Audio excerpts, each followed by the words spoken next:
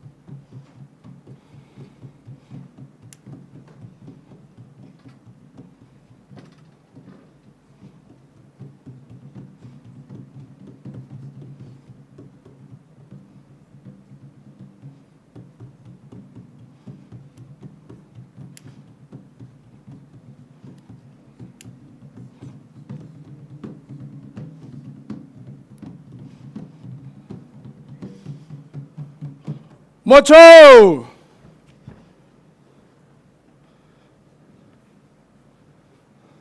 Moto!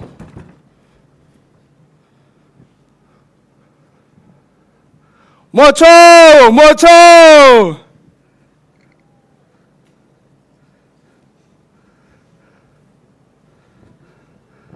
Moto! Moto! Moto!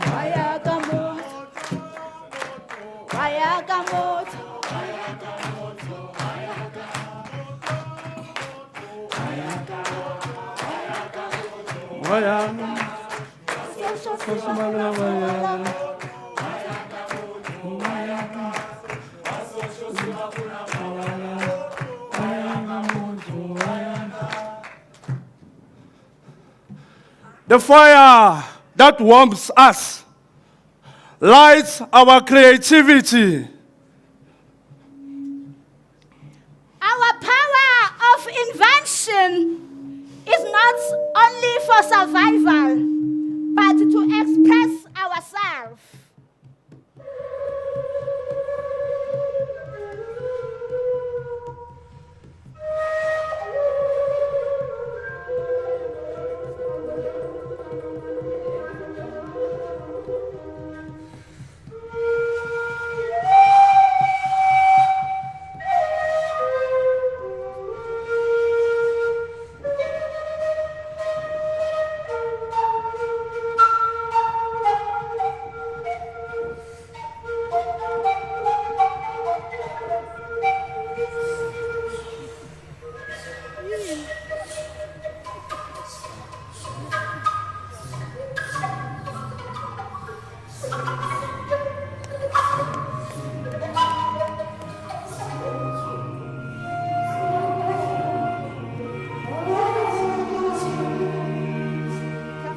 Yes, we're done.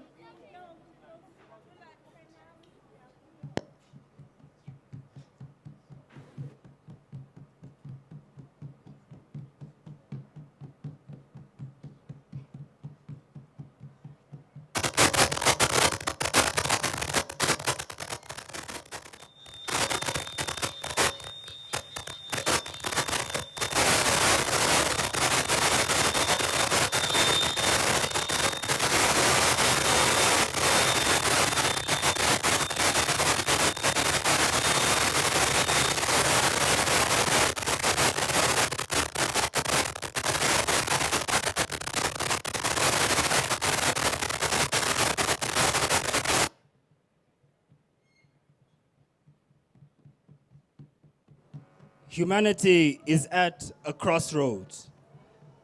The capacity for invention, creation, care, and love must continue a journey for deep and social transformation. Ubinadamu upo njia panda. Uwezo wa mwanadamu wa uvumbuzi, uumbaji, utunzaji na upendo lazima uendeleze safari ya mabadiliko ya kina ya kijamii. La humanidad se encuentra en una encrucijada. La capacidad humana de invención, creación, cuidado y amor debe continuar un camino de transformación profunda y social.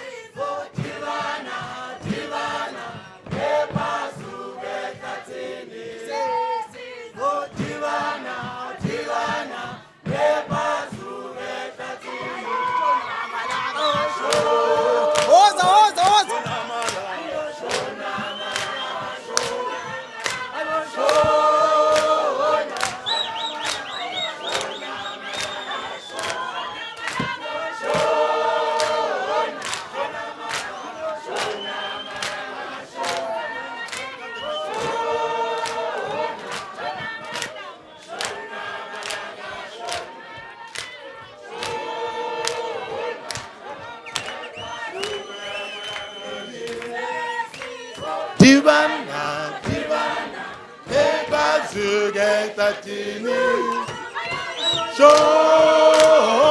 Shona malanga, shona malanga, shona malanga. Shona malanga, shona malanga. Shona malanga, shona malanga. Divana, ekwazuge tatini. Divana, ekwazuge tatini. Shona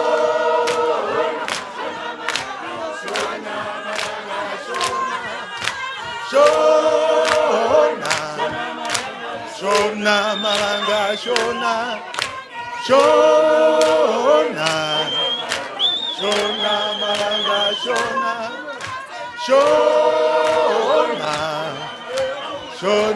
malanga, shona.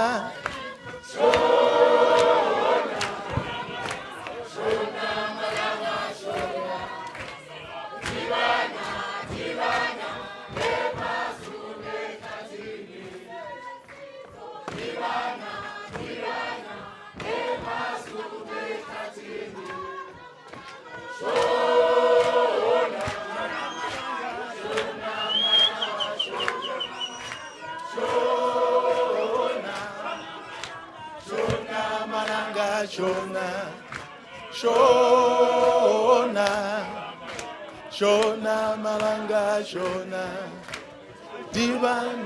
Divana, ebazuge tatini. Amandla. All power. Comrades, we want to ask everyone to get upstanding as we sing the International.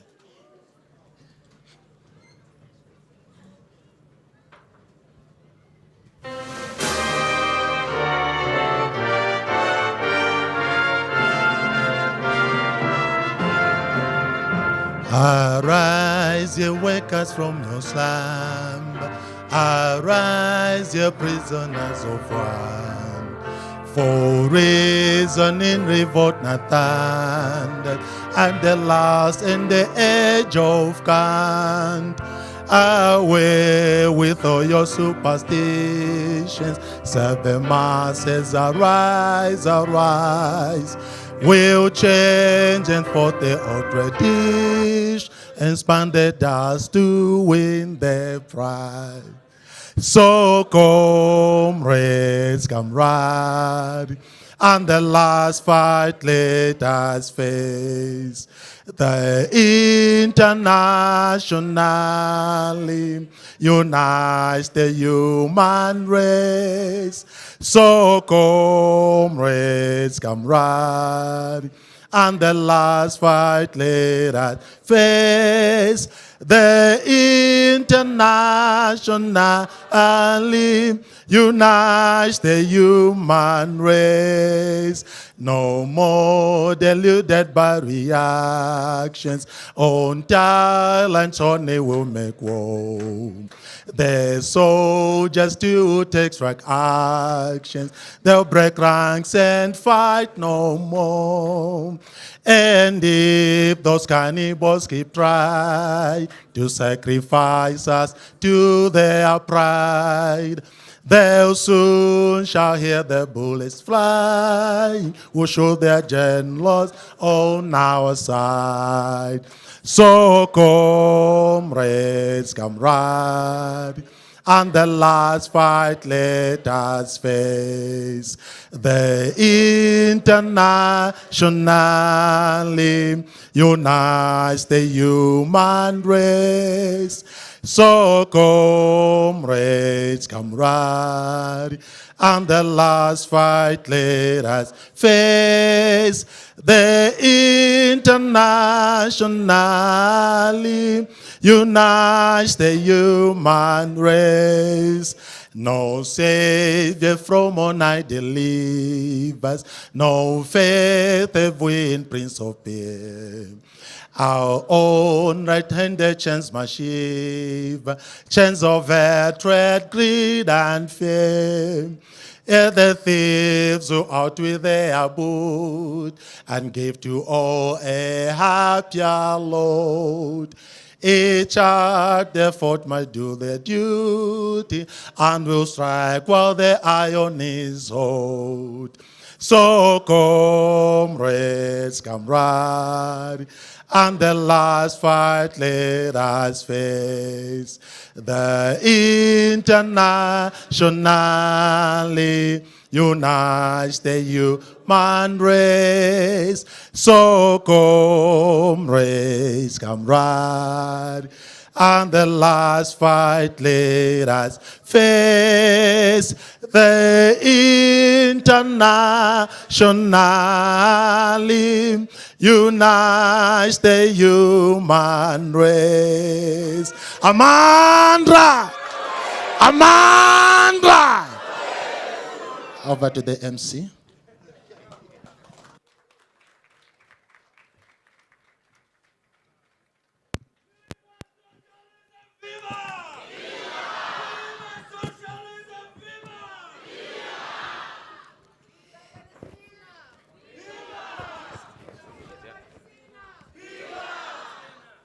Comrades, I'm going to give a few announcements while we finish setting up the stage, some housekeeping.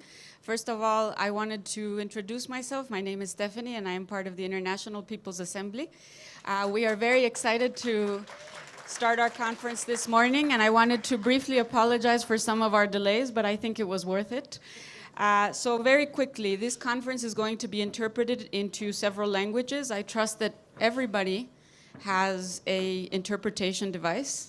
As I was saying that, I realized I was speaking very fast, which is exactly what I'm going to ask people to do, to not speak very fast.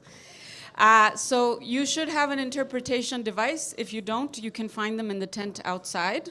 And so you should plan on having it. This panel is going to have speakers in English and Arabic. So the other thing that I wanted to explain to you is that it's very important for those of you that are staying at the hotel that you do not walk to the hotel from here alone. We have marshals that will be able to come with you when you are coming back and forth, and we are going to try to walk in groups. This is to make sure that you don't get lost in the neighborhood, okay? The other thing is that you have bathrooms are on the side here if you exit the tent to the left. This panel is going to go until lunchtime. We're not going to have a break, so if you need to take a bathroom break or a refreshment break, we ask that you do that during, but we ask that you try not to leave the plenary for too long. I'm going to explain to you a little bit information about your badge. Everybody should have a badge. It has a fork and knife with a color on it. That is going to indicate which lunch area you are in. We divided ourselves into 4 different lunch areas so that we don't have very long lines of people all in the same place. And so this will tell you which group you are going to. And anybody that has dietary restrictions of any kind, all of that is observed in the lunch area that you're in. You're then going to find it's going to say 15, that's day 15 tomorrow. It's going to say which seminar you're in. Day 16, which seminar you're in. And day 17, which seminar you're in as well. And so that's the information for the rooms, for the seminar that you are in on those days, and on the program and on the signage around, you will be able to see what room that seminar is going to meet. We don't have seminars today. The seminars start tomorrow. Today we are going to go with this program until lunchtime, until 12:30. And after lunch, which will be served at the women's jail, which is up here, these stairs and this ramp, you turn right and you'll see a big sign. After that, we are going to have another panel in this same room that is called Building Socialism Today. It starts at 3 p.m. And after that, we're going to have in this same room as well, we are going to have a book launch. You will have information on your program to explain to you what book launch that is. And then at night, we will have dinner at the hotel at 7 o'clock. That's when dinner starts. And then at 8 o'clock, we invite you and encourage you and call on you to come back for the cultural program, which will be just up here, starting at 8 p.m. Okay? Thank you very much. If we can ask our speakers for this morning's panel to come up.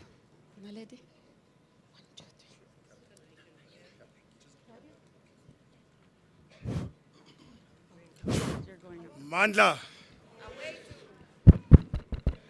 Mandla. Forward to socialism, forward.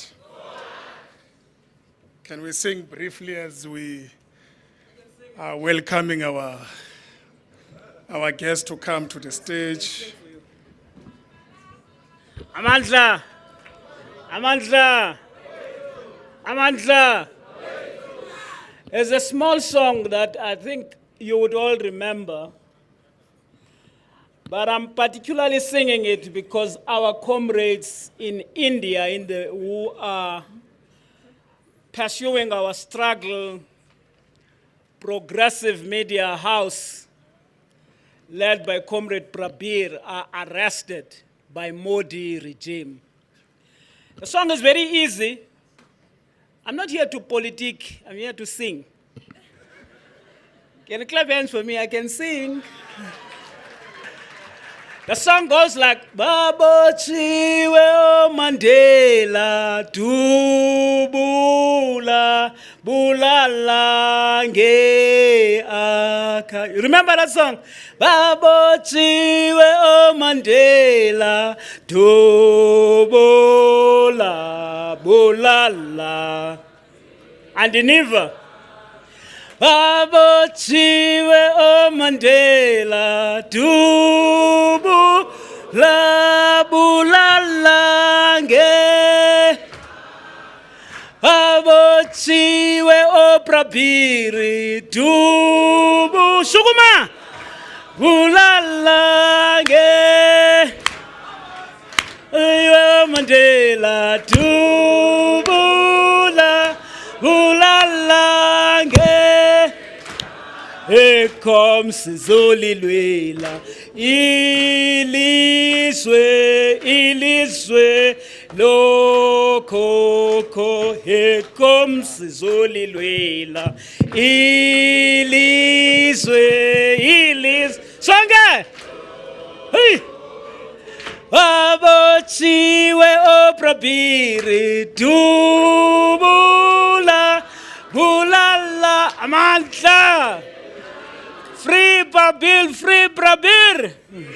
Thank you, comrades. Mandla. Awe, two. All power. All power. Thank you very much, leaders of various organizations responsible for this conference, our distinguished guests, our speakers, the delegates, participants to this conference, our guests, all of you, the media, and those that invited themselves. Greetings to you this morning. Molweni dumelang tobela. Ralilocha. My name is Andrew Chirwa, the President of the National Union of Metal Workers of South Africa. I'm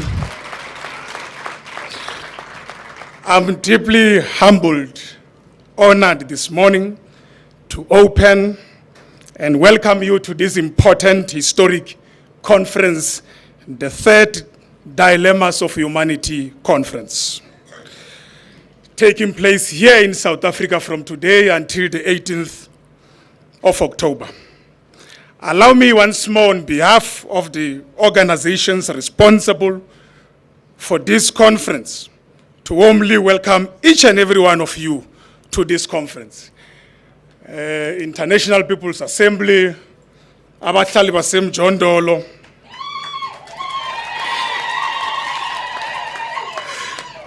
NUMSA, SRWP, amongst the organization. We are very delighted to have you all with us to share experiences, knowledge, and solutions in response to the dilemmas facing humanity today. As a union, we believe that capitalism is a system characterized by permanent crisis, wars, famine, suffering, and misery for the majority of the people of the world, who are the working class and the poor in the main.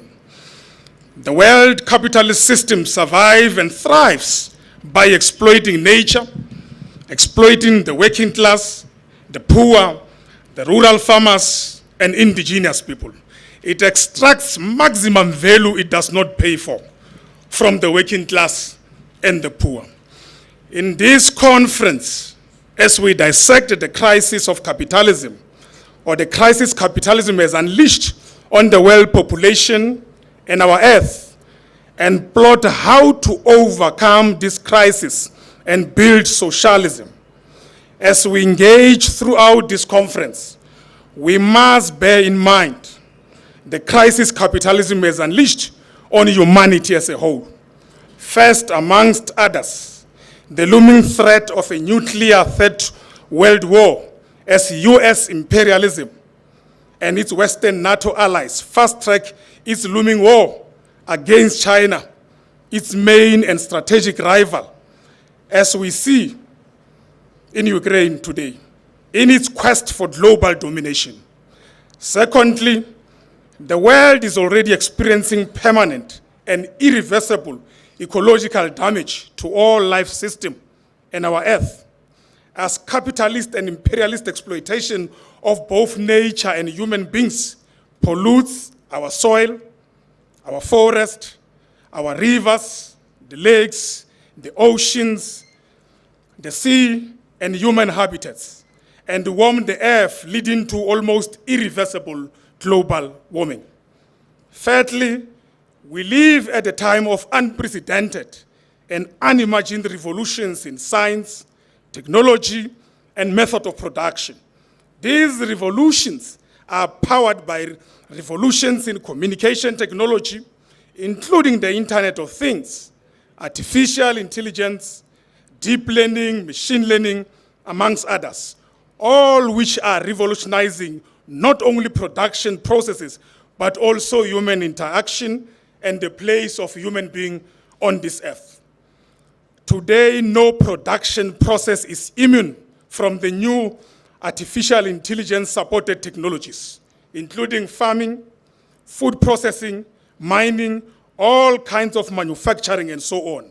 The world capitalist system, in its permanent, ceaseless quest to lower the cost of production, increase productivity, expands markets, influence consumption and demand, and essentially to maximize profit and defeat competitors.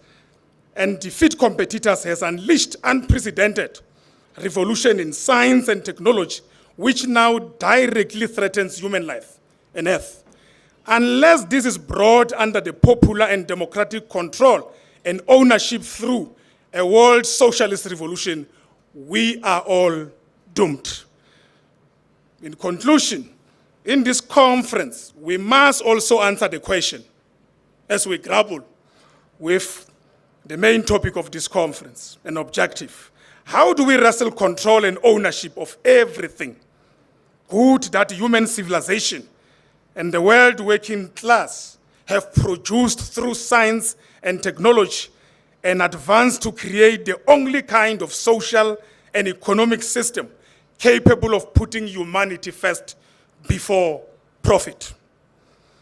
It is time in this conference to also answer the question, how do we concretely build socialism in our lifetime, not in future, in our lifetime? How best do we organize ourselves so that we can defeat capitalism and advance a socialist world? As Karl Marx put it succinctly, he says, philosophers have only interpreted the world in various ways. The point, however, is to change it, unquote. We have the power to change the world, and we must do so, and do so now. On behalf of NUMSA and all organizations responsible for convening this conference, we once more say to you, feel welcomed. You are at home in this part of Africa. We wish you well in this deliberation, in this conference. Amandla! Amandla! Thank you very much, comrades. Long live socialism, long live. So those were just few opening remarks. As we move straight into the program, we are going to run to try to do catch up because we have lost quite an amount of time. We're going straight to our first opening panel of this morning. We're very blessed and honored to have a number of women and men. One man. And one man. Forward to women's struggle, forward. Forward to gender struggle, forward. So if it was not Comrade Rony, we would have all women panel this morning. So we're very honored and pleased to have these women and men with quite experience who are going to spend time with us, to share with us or participate in this topic, the main topic of this morning. But before we do that, let me just acknowledge that as well, we have a number of organizations, comrades. We acknowledge you, comrades. We have more than 300 delegates in this conference.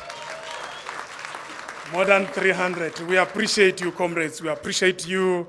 We appreciate you. We also have more than 70 organizations across the world. We really appreciate you. Our comrades from all over the world. All over the world. We have trade unions. We have, socialist parties? No? We have trade unions. We have socialist parties. Yes, yes.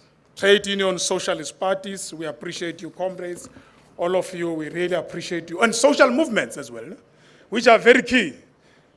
I'm talking about progressive social movements. Not those social movements that we'll not talk about today. We appreciate all of you, comrades. We appreciate all of you. So we are now, comrades, going to the opening panel. We have 5. So our list has been increased a bit because of the current development, of course, globally, so that this conference must not miss the moment internationally to engage and respond to the current development taking place all over the world. That's why some of the comrades like Comrade Rony are here invited, Comrade Arwa, Abu is here. But we also, comrades, honored, I must say before I take the first speaker, to say that we also honored and appreciate that the Minister of International Relations and Cooperation, I must add, cooperation as well. Comrade Naledi is here. Comrade Naledi Pando, we appreciate you. Thank you very much for making time, to be with us here. We really appreciate your efforts. Many comrades who sometimes are here, tomorrow they are found in very serious positions. You struggle to find them. It's just a permanent struggle to come and be part of organizations and meetings of this nature. So we are, comrades, going to take the first one. Like I said, we're running, we have to try to capture. I hope that my panelists will work with me. I hope so. I'll really appeal to you to try and see how do we manage to recover the lost time. There is an order that we're going to use. The first one, we're going to allow Comrade Arwa, Abu, Hashash from the Palestinian People's Assembly, who's here with us. We're going to allow her first to really talk to the conference and brief us on the challenges and the real conditions on the ground faced by the people of Palestine. So she's going to be the first. We have 10 minutes. I was told, Comrade Steph, where's Comrade Steph, that there's timing of some sort. We'll sort that one out. I hope that you'll manage within the first 10 minutes. Can we give a round of an applause as she comes? As she comes.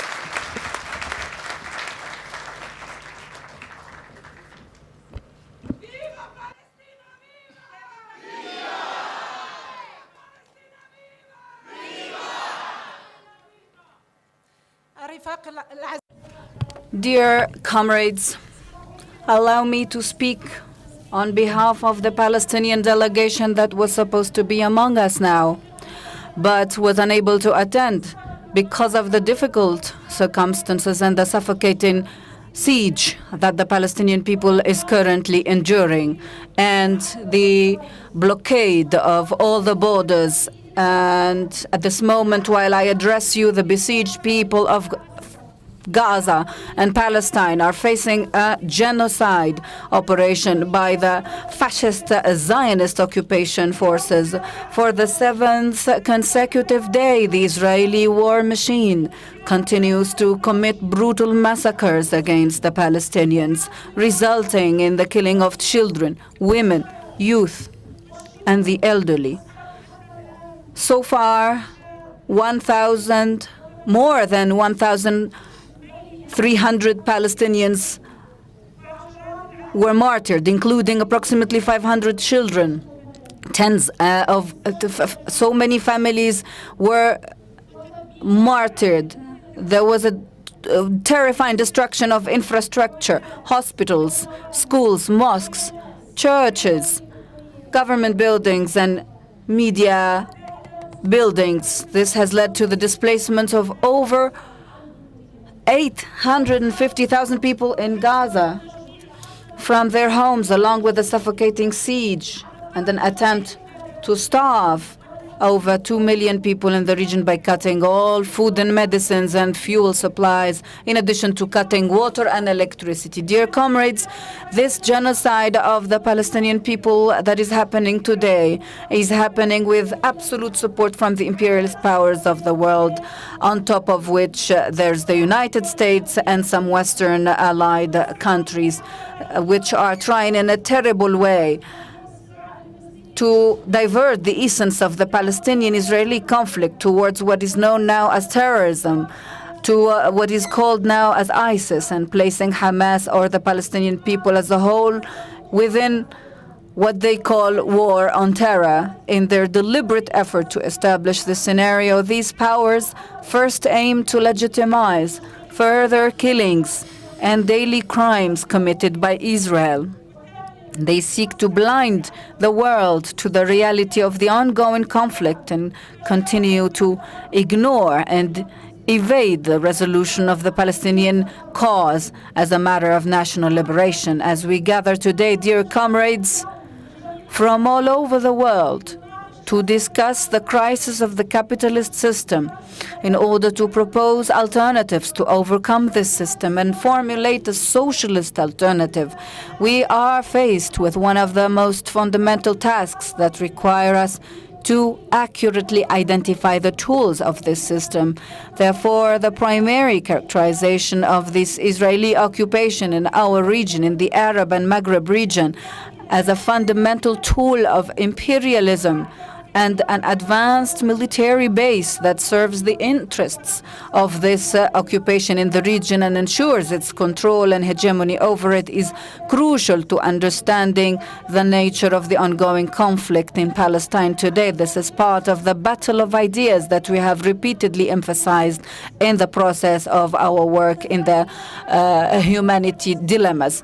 Israel, which did not exist 75 years ago, was established through one of the most violent acts of ethnic cleansing in modern history, with the absolute support of British imperialism at the time, and later with the American imperialism and French and other imperialist European forces.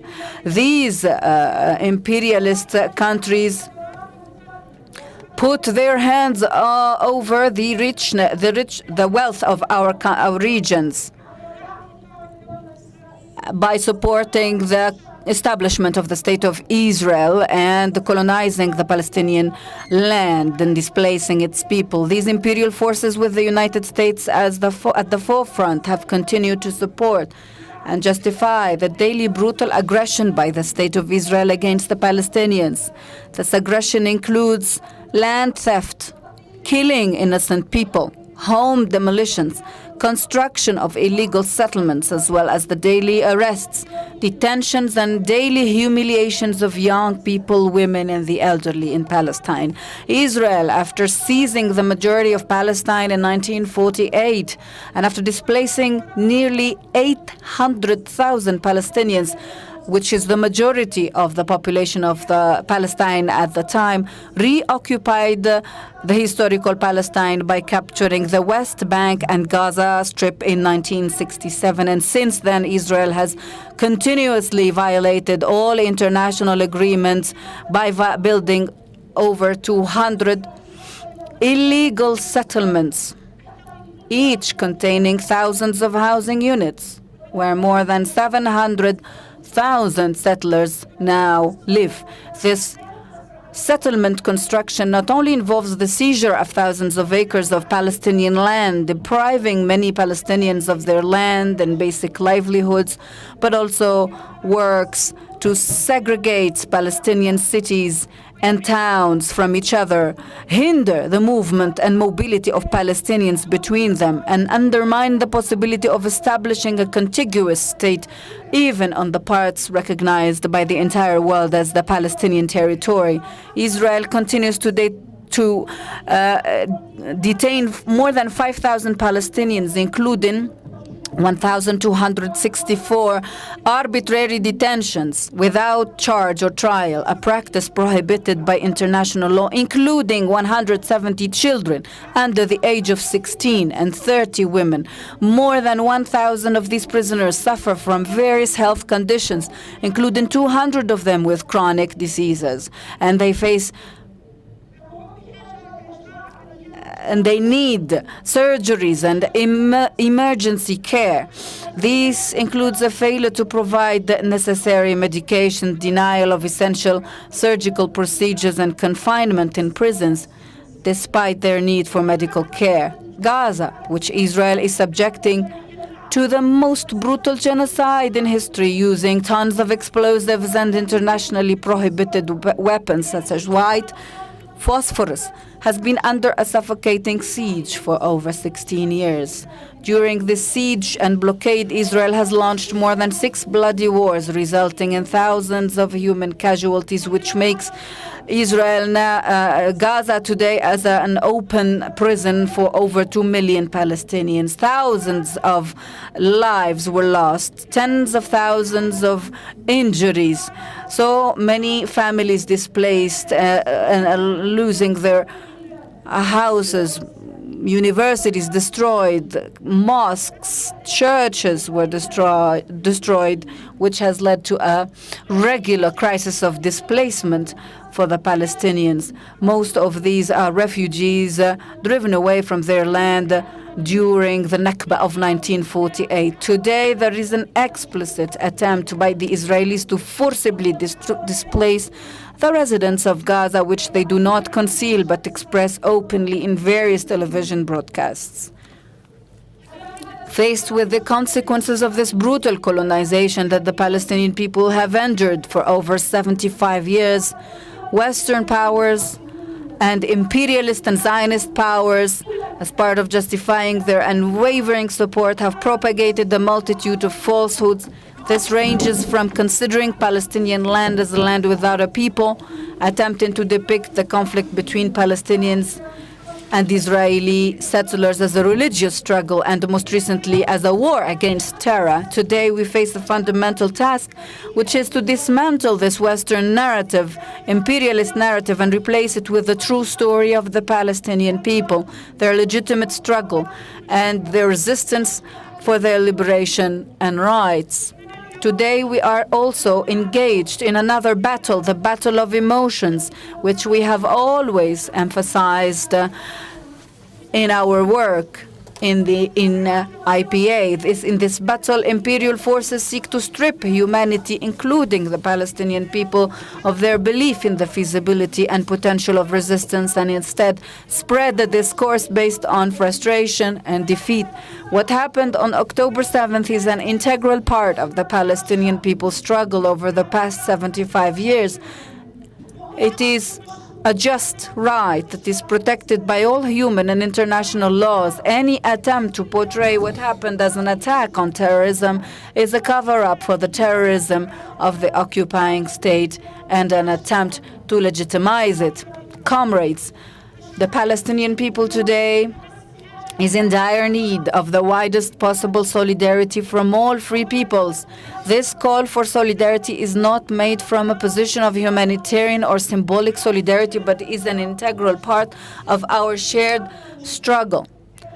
What is happening in Palestine today is not isolated from what is happening in India, Iraq, Haiti, Venezuela, Cuba, or elsewhere. The defeat of imperial tools in one region is a victory for all of us.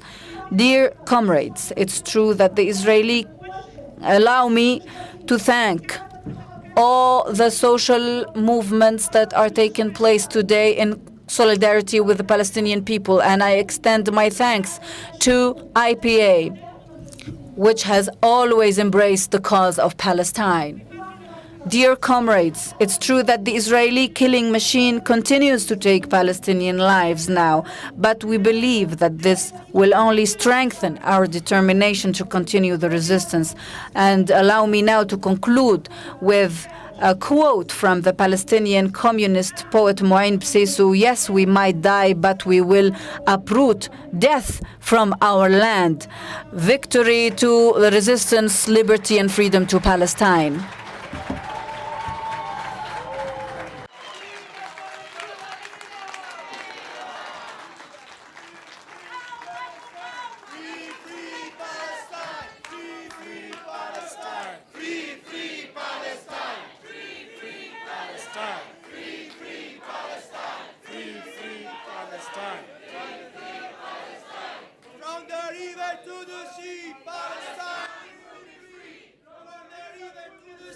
Palestine will be free. From the river to the sea, Palestine will be free. Away to, away to, away to, away to. Down with apartheid Israel, down. Down with apartheid Israel, down. Forward with solidarity for the people of Palestine, forward. Thank you very much. Thank you very much, Arwa. Ashash, it's a very painful story, comrades. It's very sad, it's painful. It's disheartening what is taking place on the ground. We appreciate the direct briefing to this conference. I think it makes sense that we will now introduce Comrade Rony Kasrils, who is the former Minister of Intelligence of South Africa and a founding member of Umkhonto weSizwe, the arm wing of the liberation movement against South African apartheid. He is also a campaigner, a leading campaigner for solidarity work and campaign with the people of Palestine. Comrade Rony, welcome.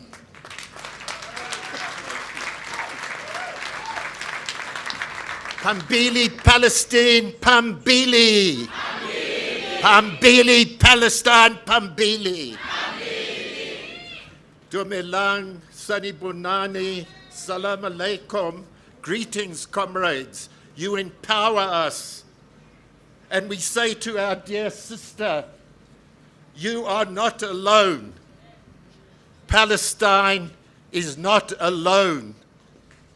We stand by Palestine, and Palestine will be victorious from the river to the sea. From the river to the sea. Palestine will be free. Dilemma of humanity: to be or not to be. To be Palestine or not to be Palestine, to be human or not to be human. We are for humanity, which is why we are for socialism and why we are here.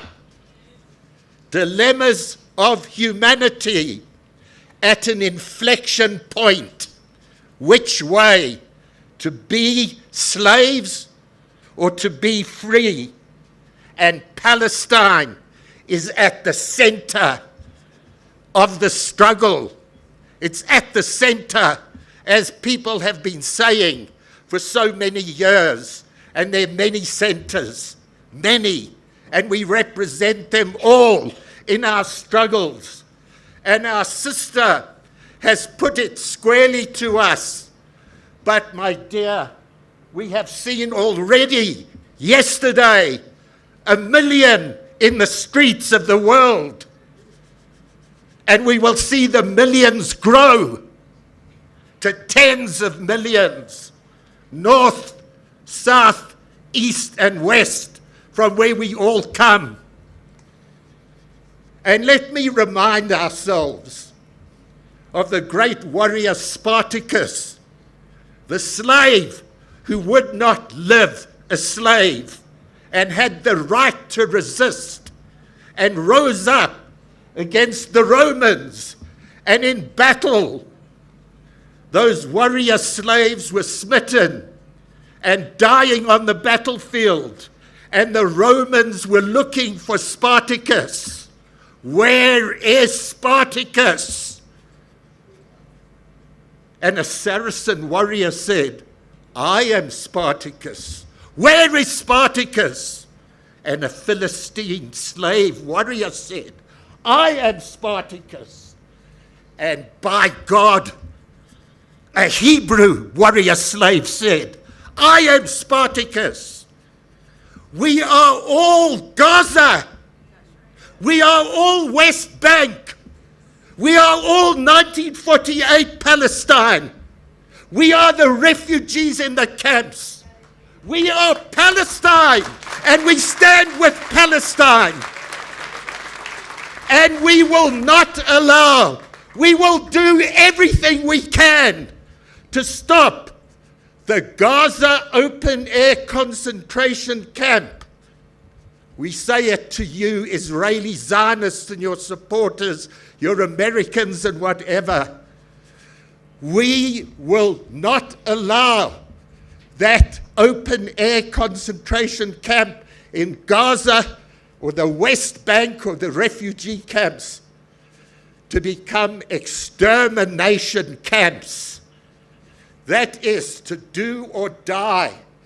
And we have in such pride to be here with our sister, the great warrior of Palestine, Leila Khaled. And we rise to you, Leila.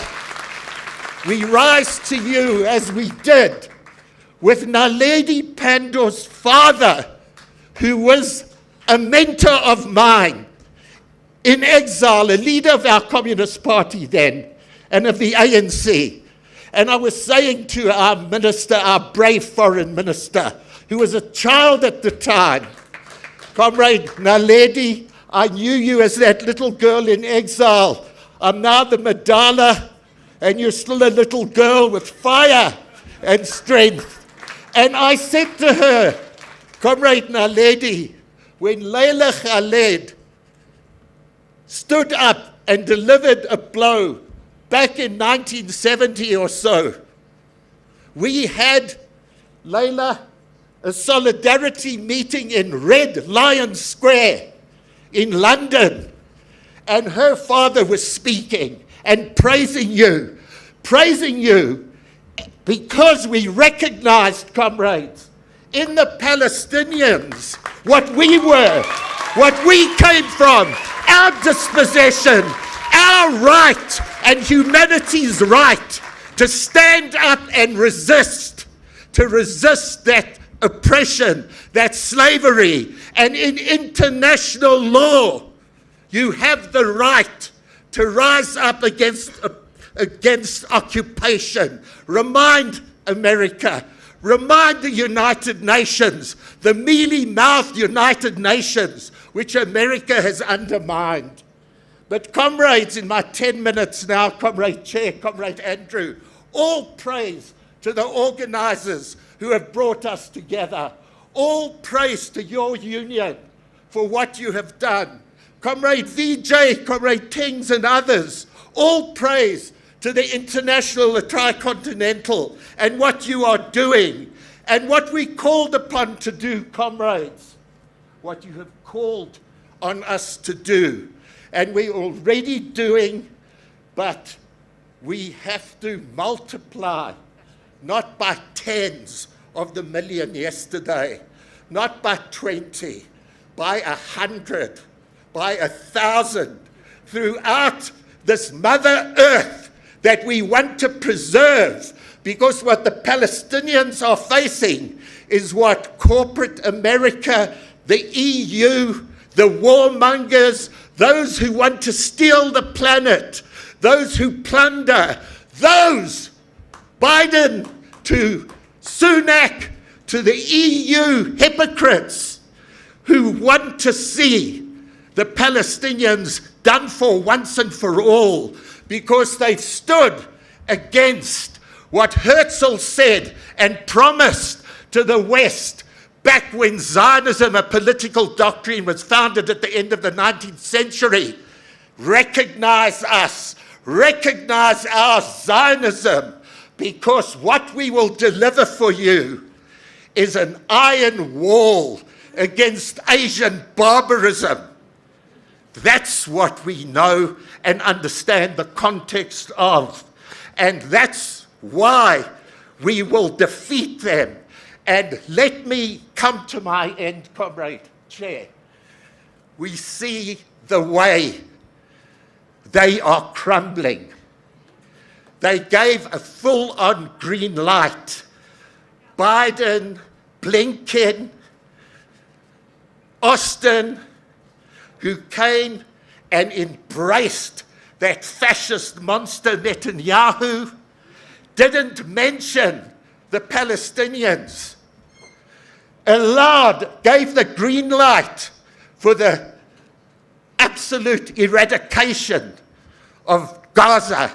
And please note, West Bank is next if we don't stop them. Gaza is one thing. Gaza's in our heart, it's precious. The West Bank is exactly what Ben Gvir, Smotrich, the fascist scum that Zionism has produced. That's what they want. They want that land. You know that. That's next. We're standing with Gaza. We're standing with the West Bank. We're standing with every Palestinian. And this is where to be or not to be for humanity. Whatever you say, this, dear comrades, it's linked to the war fronts against Russia, against China, against Syria, against Iran, against Cuba, against Venezuela, everywhere we come from. It's our struggle. It's not just the Palestinian struggle. And we can see them buckling. Mr. Biden has already mumbled this morning that he can see that they shouldn't go in and exterminate. The United Nations is finding something of a voice. There has to be a ceasefire.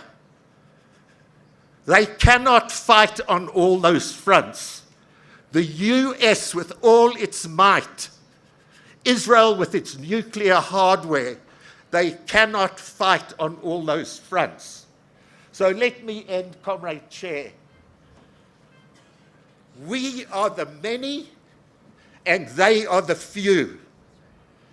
But unless we can organize ourselves in terms of international solidarity that hasn't been seen since many a year, we cannot defeat them, which is why we've got to unite as never before and stop this absolute madness taking place.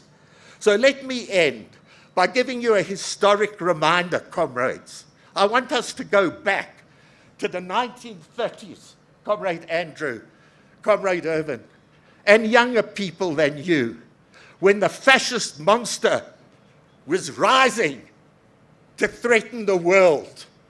And the first place was Spain and Franco. And the American governments, the British, the Europeans, they wouldn't come to the aid of the Spanish Republic. Russia did, by the way. And what did Dolores Ibarruri of that Spanish Republic, a Communist Party leader, she stood up when the International Brigade came into Madrid, which was under threat from Franco's fascist forces, and she said, "We will rather die on our feet than live as slaves on our knees."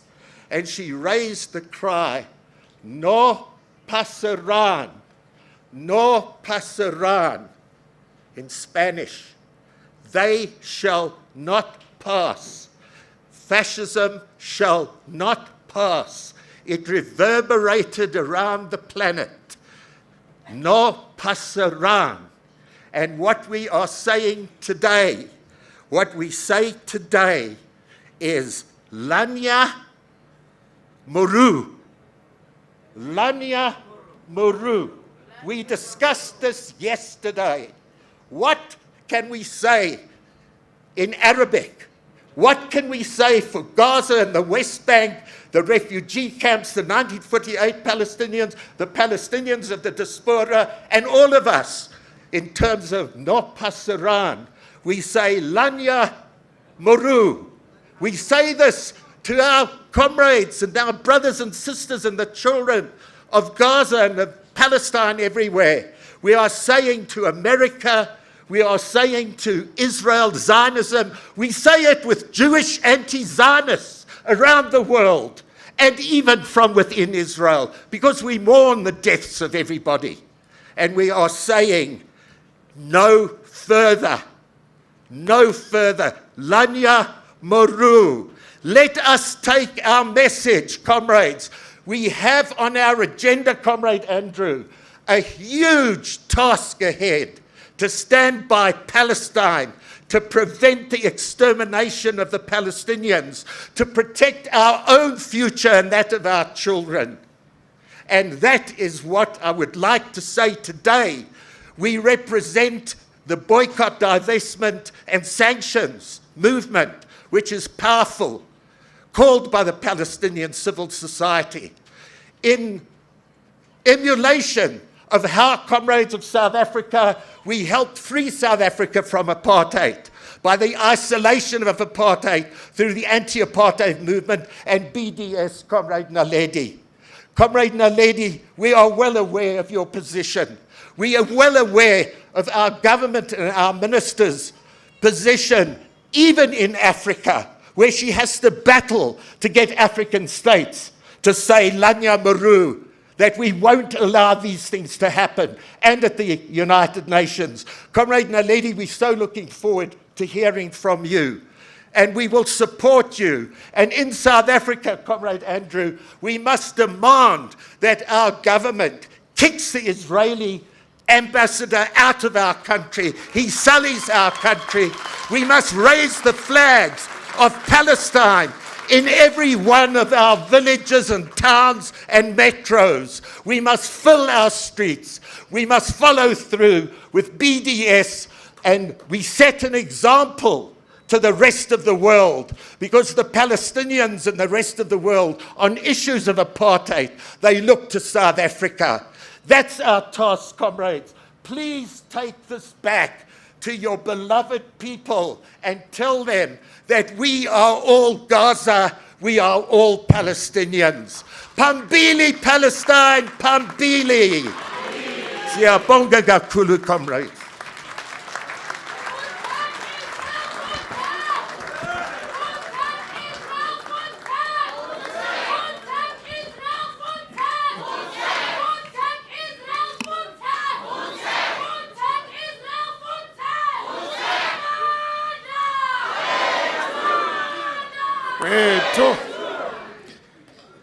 Mandla Lanya Muru. Let's all repeat. Lanya Muru. Lanya Moro. Lanya Moro. I see there are problems. But we're getting there. We're getting there. Indeed, organize against brutality everywhere. Against imperialism everywhere. Solidarity. Thank you very much for the message, Comrade Veteran Rony. Thank you very much. We really appreciate your passion, your energy. Thank you very much. Long live Comrade Rony, long live. Comrade Rony made my task very simple of introducing another veteran of the struggle, which I didn't qualify to even introduce. He has already done that. We are now going to hand over to Comrade Leila Khaled. He's an icon as well of the Palestinian Liberation Movement, a political leader and a member of the Popular Front for the Liberation of Palestine. Comrade Leila, the floor is yours. Can we welcome?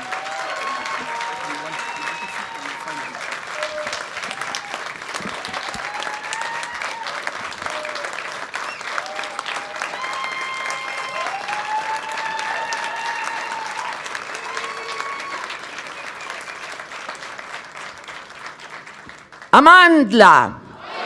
Amandla!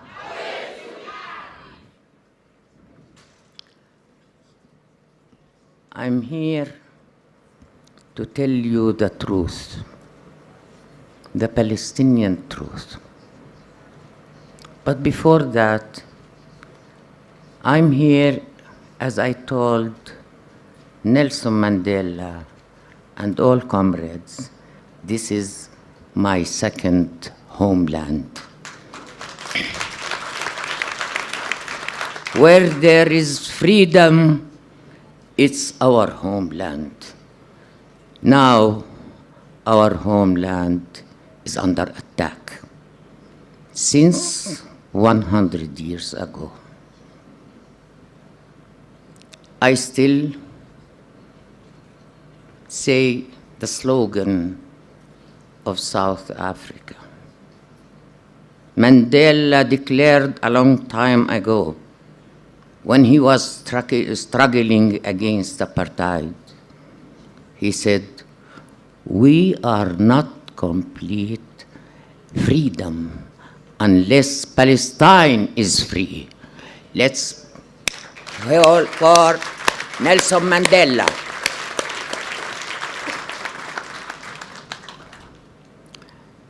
This struggle continued since the Zionist movement began, and since the occupants of Palestine, since 1917, after the Second World War, there was a call from Samuel Balfour, the minister of Britain in that time, calling the Queen Elizabeth to accept to have a homeland for the Zionists. And that declaration at that time it wasn't the United Nations, it was what we call in English as a group of countries to accept that declaration.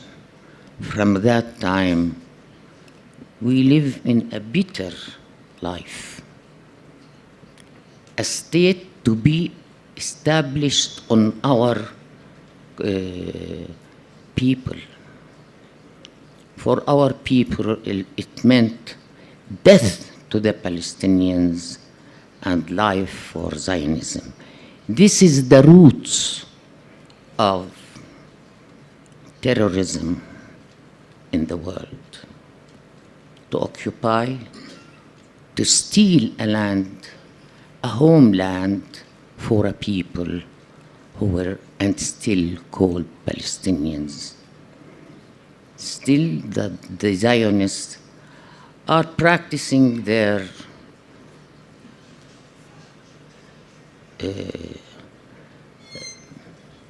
policies. And they called for the whole world a people without a land to a land without people to be the homeland. The world at that time, after the Second World War, practiced that. They believed the big lie in history, that they deserve a land which was promised by God.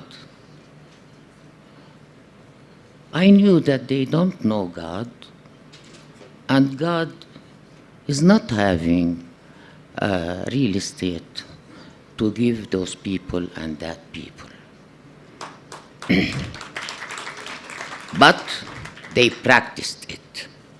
And the whole world at that time believed that those poor Jews in Europe deserve this land. They even didn't know, or they didn't want to know, or they didn't believe that they could give a land to be a homeland for other people. This is in whole history. We didn't hear about such a lie.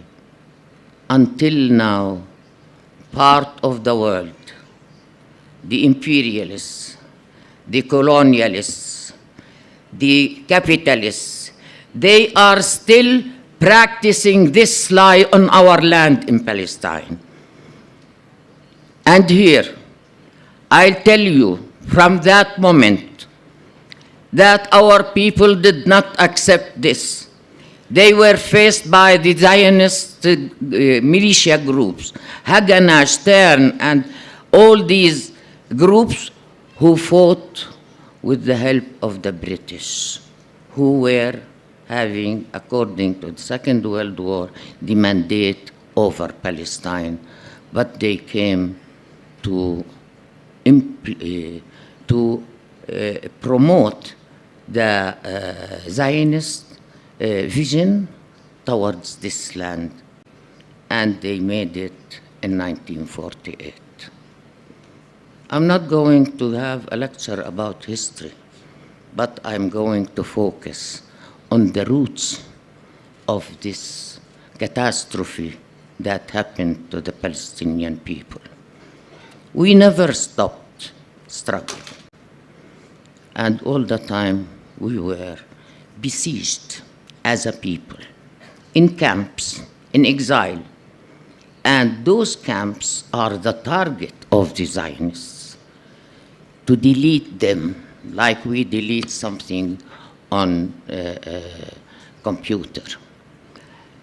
All the massacres that the Zionists did in Palestine and outside Palestine, they began with Deir Yassin and many other massacres, because this is the ideology of Zionism. It's an unhuman and a racist movement. It was condemned in the United Nations, but afterwards, with the change of the balance of forces in the world, they deleted it.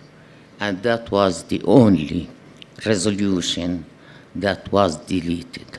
Although there are a lot of resolutions in the United Nations until now, from the resolution 194 that calls Israel to accept the return of Palestinians is as a condition to be Israel a state in the United Nations.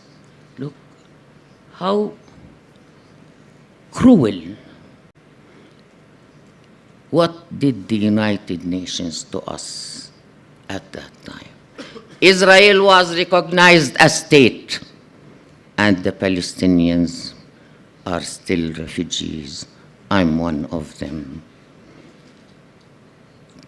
Here in South Africa, the sufferings of the people, whom we are with them as free people. But it took time, and it took so many sacrifices from the people themselves. We are not less than that.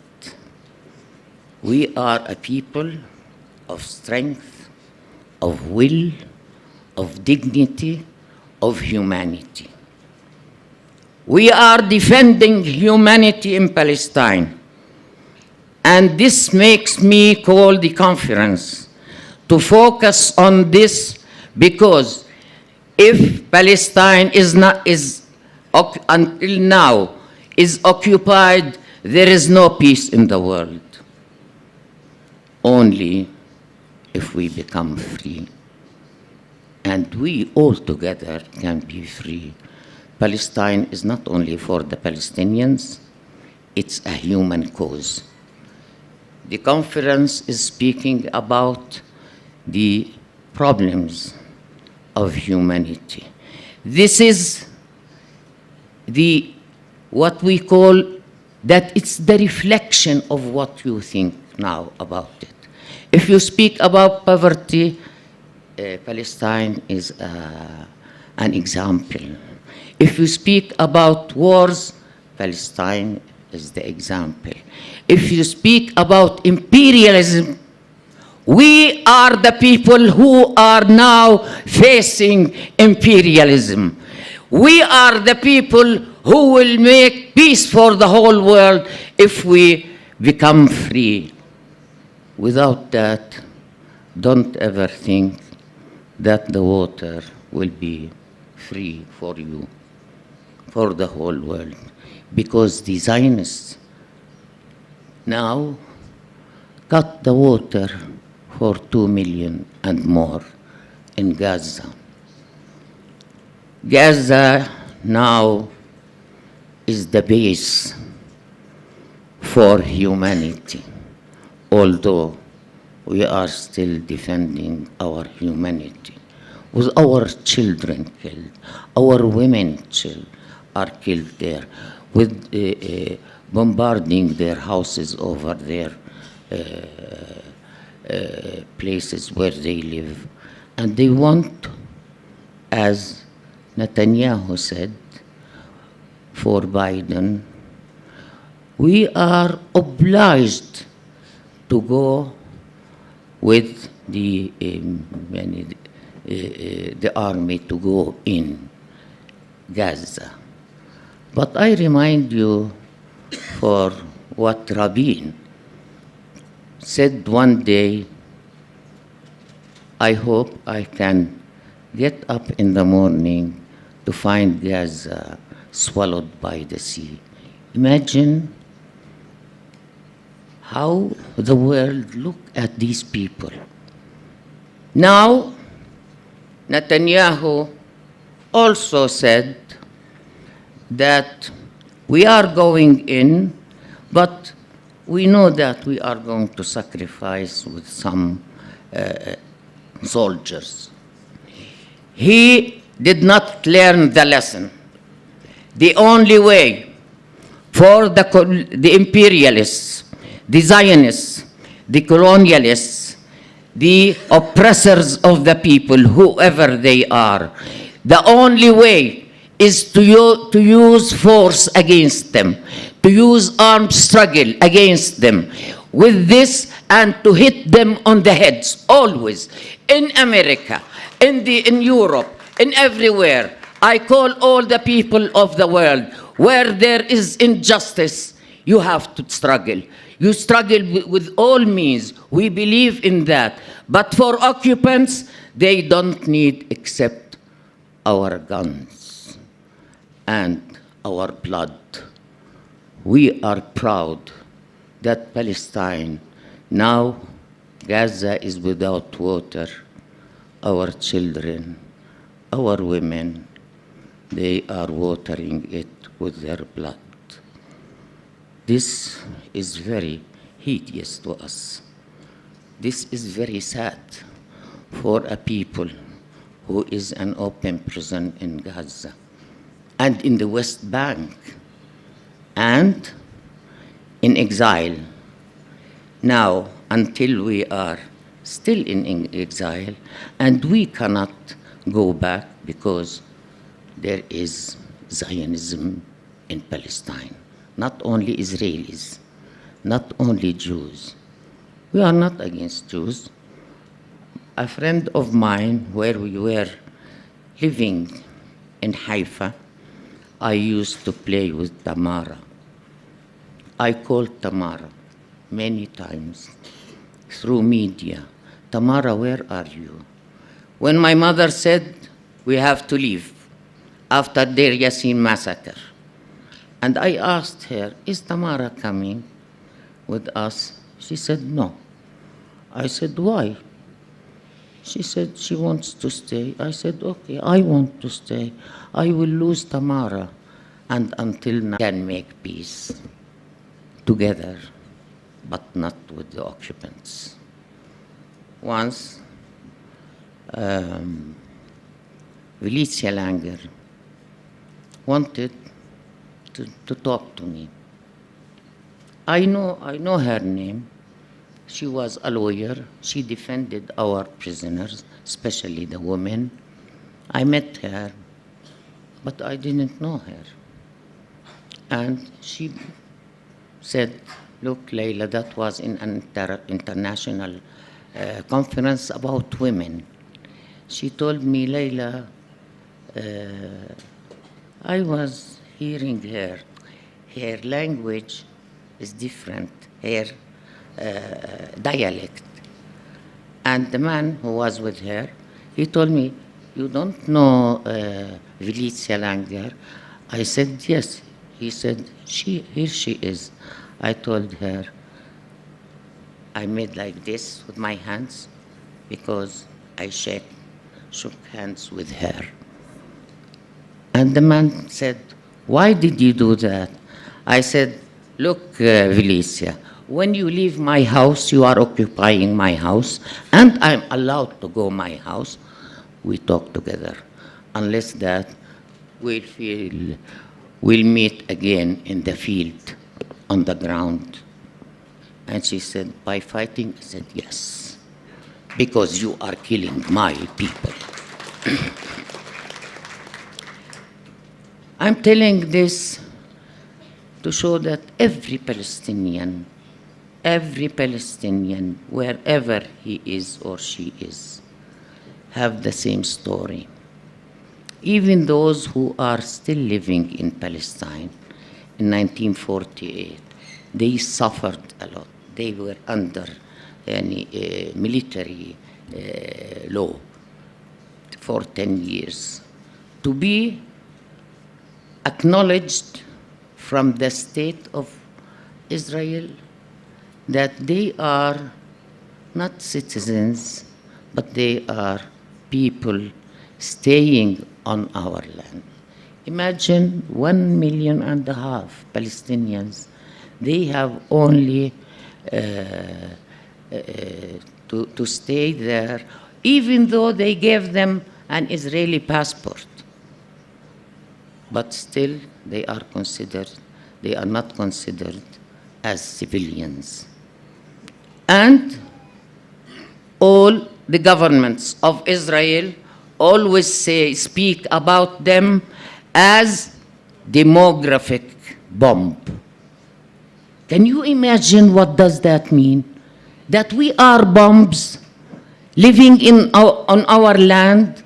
They consider us bombs, not human beings, while they have the nuclear bomb, and we speak at it and as them as human beings, but they are occupants. We will not forget, and we will not be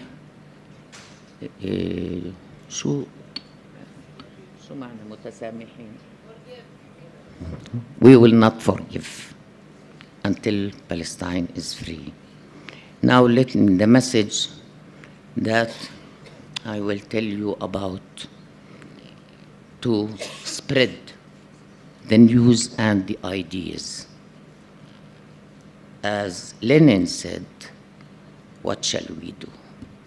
This is the question.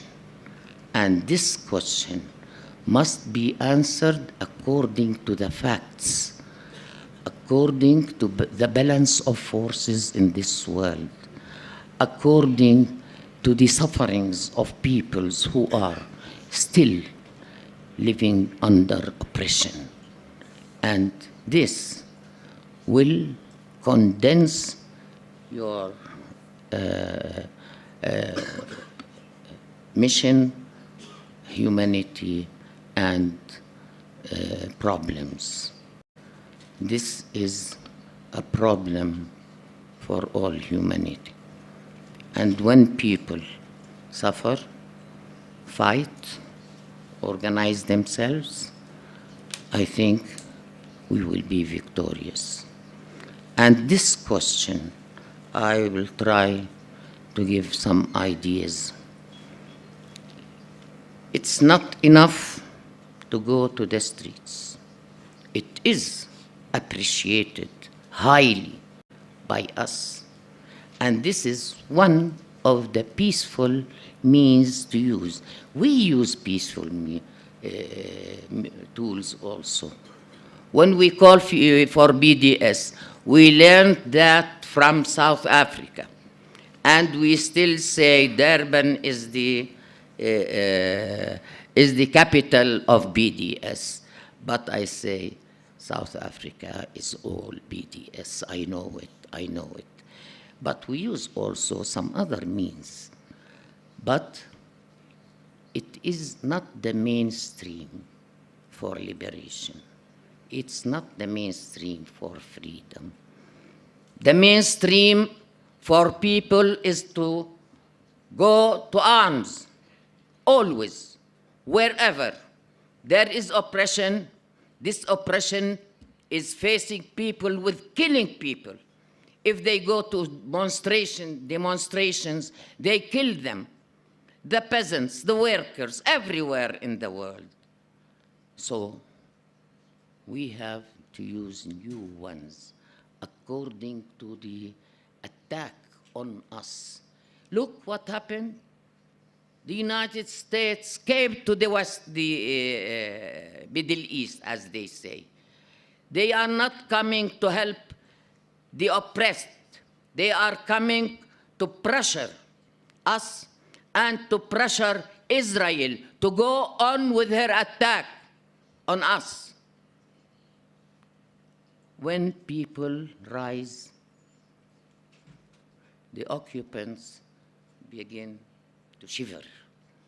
They feel it, the fear. They fear us. And this is important to change the balance of forces. Let them fear everywhere. They are thieves. They stole our land and built for it, on it, the settlements.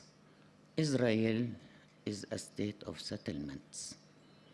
It's not a state that was born by people who were living on it, historically speaking. That's why Blinken comes and the ministers of defense of Europe, they come to discuss the conflict as if it's a small thing. But they are shivering now to defend the base of terrorism in the world. They are shivering and they look at Israel as if it's homeland, not our homeland. But our people are strong enough to spread the facts of this conflict. You are now Palestinians when you speak about Palestine, and to spread the truth of Palestine. Now, this conference has a mission, how to support the struggle of Palestine until liberation. It will take time. Don't get bored having a long time to be with us. We deserve it, and we appreciate what you do for us. There are a lot who died, were martyrs in Palestine. I remind you of Rachel Corrie. To learn the lesson, we have all to learn the lesson that the United Nations have a lot of resolutions, and yet none of these resolutions was implemented in Palestine. The resolution 194 calls for the return of Palestinians. This is in 1947. Imagine what is the power of the United Nations. It's the power of the imperialists. There are few. Yes, there are few who are with us as governments. China, Russia, Venezuela, Cuba,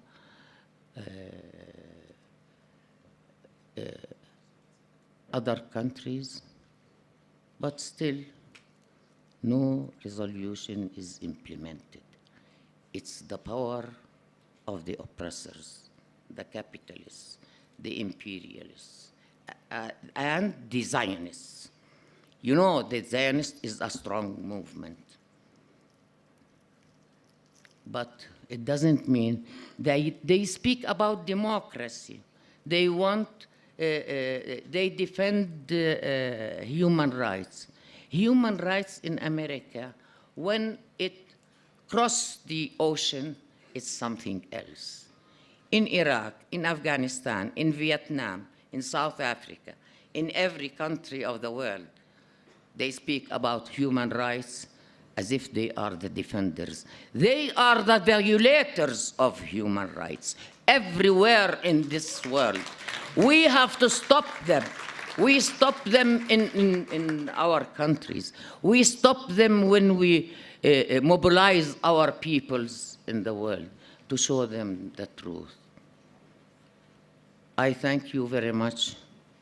Thank you for calling me to speak to you, and I'm back to go and continue the struggle with you also. Free, free Palestine. Free, free Palestine. Free, free Palestine. Free, free Palestine. Amandla. Awetu. Amandla. Awetu.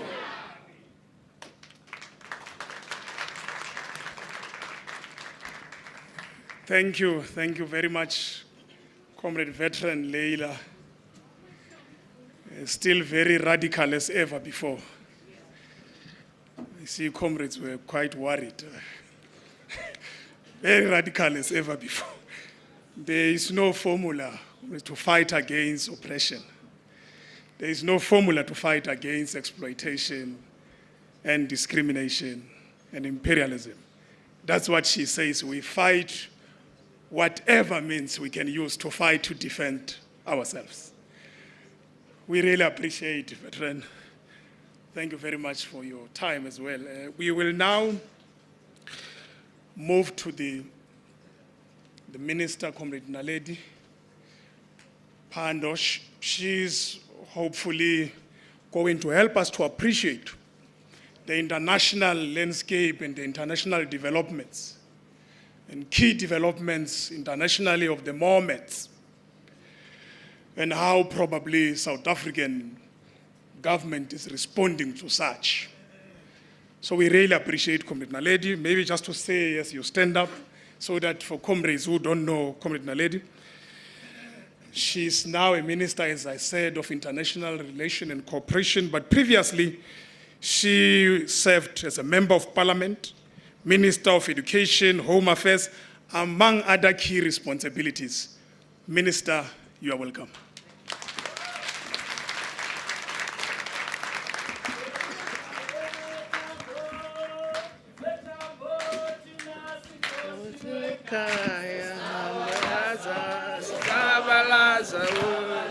Thank you. Thank you, comrades. Amanda. Thank you. I know the chair is worried about time, so I'm stopping, Comrade General Secretary. But I must thank Comrade Irvin Jim and the leadership of NUMSA for inviting me to be here today. When I got the message from Comrade Irvin Jim that NUMSA would consider me speaking at a conference of NUMSA, I must say initially I was very shocked because I'm quite a conservative type of person. But I really thank NUMSA for the invitation and the opportunity to speak about some of the work that we do. I begin by thanking the comrades from Palestine who have spoken, and I greet them most warmly. Welcome to South Africa. I also greet Comrade Rony Kasrils, a veteran who doesn't tire. I don't know where you get this energy. He sends me messages at 3 a.m., you must issue a statement on this. Why are you saying nothing on that? Comrade Rony, there you are. He takes advantage because he knew my father. He thinks that he's my father. But I'm very glad to be here. I begin by saying the world is a very troubled place, and I don't want us to pretend that it is easy. It's not. We are faced with a very challenged world. I realized this when in 2021 I was sitting in a summit of the Executive Council of the African Union, and it was whispered to me that the African Union Commission chairperson had issued an invitation to Israel to become an observer at the African Union. Imagine my horror.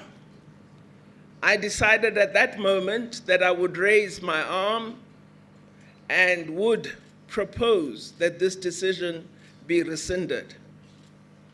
I walked around the room seeking supporters. Of the 54 nations, I got 3. And I include SADC in that. But I said, nevertheless, this is not going to happen. I therefore lifted my arm and said, I wish to table a matter. I have learned of this, and as South Africa, we object to it, and it must not be implemented. We want our leaders to discuss it. And we will never accept it as South Africa, and while we appreciate the role that the Organization of African Unity played in us achieving our freedom as South Africa, this decision of the AU Commission chairperson will make us consider whether we can be present in the African Union. I thought I would get support from many of the countries gathered in the room. But what I discovered is that countries that are oppressors, that continue to be colonial occupiers, are using financial muscle to provide grant and aid to African countries and secure the depoliticized support of African countries for these oppressive nations. Among them, Israel and Morocco. They're playing a very negative role in Africa. And comrades, I'm being frank here because you, in this room, you are supposed to be trade union leaders, many of you, or you lead progressive organizations, and you are failing in your duty to convince governments in Africa and all other countries of the South that they cannot tolerate such situations. It can't be left to us as members of government to be the ones that take up these issues with no word from progressive organizations. This is intolerable and cannot continue. So I'm hoping out of this conference that you are going to decide, rise up, rise up, rise up. Don't say what's Comrade Naledi doing. That decision on Israel hasn't been implemented, and it won't be while I'm still there. But what are you going to do? You should be talking to all progressive unions worldwide.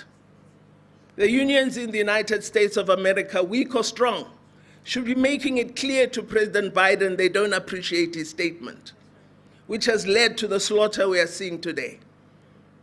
The union movement in the United Kingdom should be doing the same. If we know our work, I have no idea what has happened to our organizational capability. Because as South African leadership, our trade union movement was able to marshal under the worst oppressive chains. We were able to marshal international solidarity of a kind that has not been seen since the struggle against apartheid. Where have all these progressive leaders gone and why? Why are we not able to organize? Why are we only sitting in a room as 300? There should be 3,000 here. There's something wrong, and that's why I'm saying we're in a troubled world. And we need to recognize that the world has shifted. Because what has happened is, in a determined fashion, progressive values and principles have been hacked and hacked and hacked, and it is now difficult to find a voice of the left. And we need to revive. We need to organize. We need to be smart. We need to be strategic. And one thing I've realized is making good speeches does not assist. I may feel good that I had the right rhetoric at that platform, but if the next day my rhetoric has not led to action, my speech was useless. So I hope out of this, NUMSA is going to lead a process where Comrade Irvin Jim and Comrade Chirwa will meet with their counterparts in all unions, whatever they are, and say, as South African trade union movement, let us lead. Let us lead. Let us agree for 1 month. None of our unions are going to lift any Israeli goods out of any transport. Just one thing. And let us see whether our leadership has convening power or not.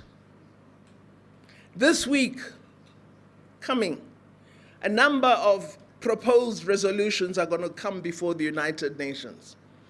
We must keep our eye on that process. We must ensure it's the right kind of resolutions. Today, the people of Palestine are in need of help. They need medical supplies. They are unable to bandage wounds. They cannot provide help. Médecins Sans Frontières is doing a good job. They're absolutely there, but they are also being decimated. What are we going to do about that? Let's ask every South African. There are 62 million of us, they say. All of us must donate one thing, food or medical goods. And let us persuade an airline to take them all to the Egyptian border with Palestine and deliver those goods. Let's do something, comrades. Let's stop talking, because the world is in a terrible place, and all it needs are a few good men and women, are organizers, strategists. And not to organize because you're NUMSA only, but to organize everybody. What we have to put aside if you want to change the world are divisions between us. Because it doesn't make any sense to believe that I must be the most progressive, the most left, the most radical, and the world is suffering. The most progressive thing is to unite and get action. And that's what I hope you're going to begin to do. So anyway, on my story, on the presence of Israel, as an observer in the African Union. I have managed to pause it for now with the support of my president, but it's not off the table in the AU. So again, I'm asking you, pay attention. Having said that, because I prepared very hard, I'm going to present my speech. And I begin by saying, one of the things we must realize is the developing South is caught in the middle of rising global tensions. I know it is not correct to speak of the South as though it's a homogeneous entity. But from my experience, I can say to you, it is the region that most hopefully has the basis and foundation for the kind of radical shift we need. So I look to countries of the South, not the North. And I think it's important that we do that. What we are seeing in the world is an increasing pushback against the forces that seek to promote collective action, international solidarity, and global cooperation. We see the re-emergence of tendencies toward right-wing nationalism, unilateralism, and populism as an ongoing trend. Comrades, another assignment, engage the media. Why is it all right for a Palestinian journalist to be murdered, but it's not okay for a journalist from Canada to be murdered?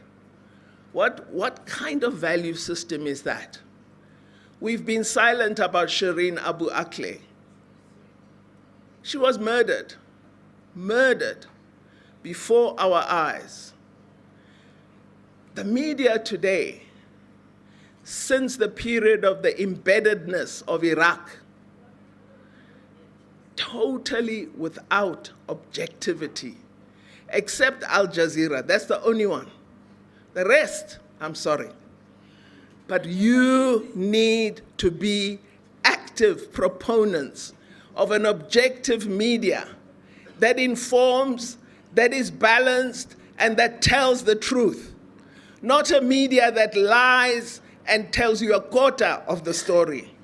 So we've got to address all these things. What we see in the globe today is widening inequality.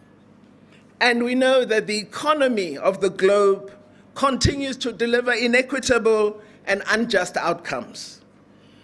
Developed countries have selectively opted out of the observance of international law, while they continue to insist that rules must be implemented by developing countries, even at the cost of providing services to their people. Just last year, Ghana was facing an incredible financial meltdown. They approached the IMF.